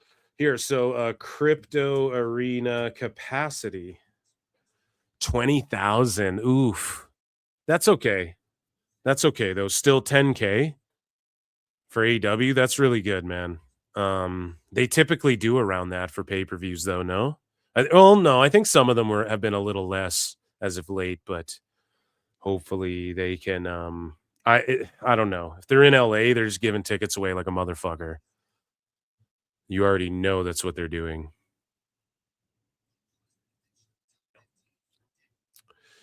Maven is a great guy. I have high regard for Maven. This Tony Control's fun. Later, Mike. Yeah, Pliny, and take it easy, dude. Bye, Plin. It's LA, so it's not that hard, but still, it's a solid house. Whose house? Yeah, I read that. Okay. Ladies and germs, I'm gonna get out of here. Over 3 hours. It has been a blast, and UFC's on. I'm gonna finish out these last couple fights. Stay on the lookout for PWT Pod 103. I got 2 in the chamber coming. I want to try and have Evil Dose on to talk about. He's pitched like a wrestlers union thing to fucking, he'll come and explain it, I'm sure, on the program. And so stay on the lookout for that. And I have one covering that dude who is like fighting wrestlers and challenging them to fights and all of that sort of shit. So stay on the lookout for that. Appreciate you all. Round of applause for the PWT universe. Always showing up and showing out, hanging out, watching tons of graps. My brain scrambled from all the different fights and shows and graps and graps. It's been spectacular. What else? I just feel like there's something I forgot to plug this whole fucking time. Doesn't matter. Patreon.com. You all take it easy. I love you. Be good to each other. I've been watching the Transformer movies, right? And I've been playing some 2K26 in my downtime. So look out for me on Twitch. That's probably what I was thinking of. I'm going to start popping up on Twitch with my universe and whatnot. And I'm going to get that going soon. So appreciate you all for being here. Be good to each other. It is a fast-acting viral strain that infects the host immediately, and upon getting sick, the infected will become racked with coughs, sweat profusely, and start to get the shivers and chills. There he is, the man, the myth, the legend. You can't literally run a promotion just for the AEW, what do they call them, sickos? Thank you very much, TikTok and AEW. See you tonight. Tony Khan started telling people there's no such thing as long-term booking anymore. It's week to week. The best guys, Tony Khan. We just secured the bag. It's not like I tried to be a character. It was just sort of happened naturally. But it was never something I intended. It was just something that happened because the wrestlers asked me to do things in matches, and I do them.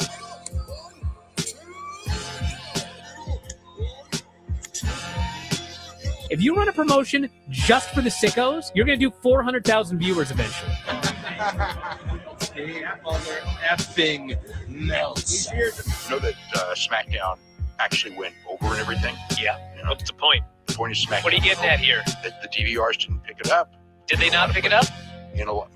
Mine didn't. Let's get into everybody's favorite moment, and it is called Dave Meltzer's Dumb Moment of the Week. What What would you like to listen to in your ears? I'd like to hear the flute. Well, if you'd like to flaunt your flute, then we can find you a flautist. We have just secured the bag. It doesn't help me. Okay, so complain, but I will complain. Let me have my misery. And when I heard that, I was like, what? Thank you, fuck you, bye. Boom.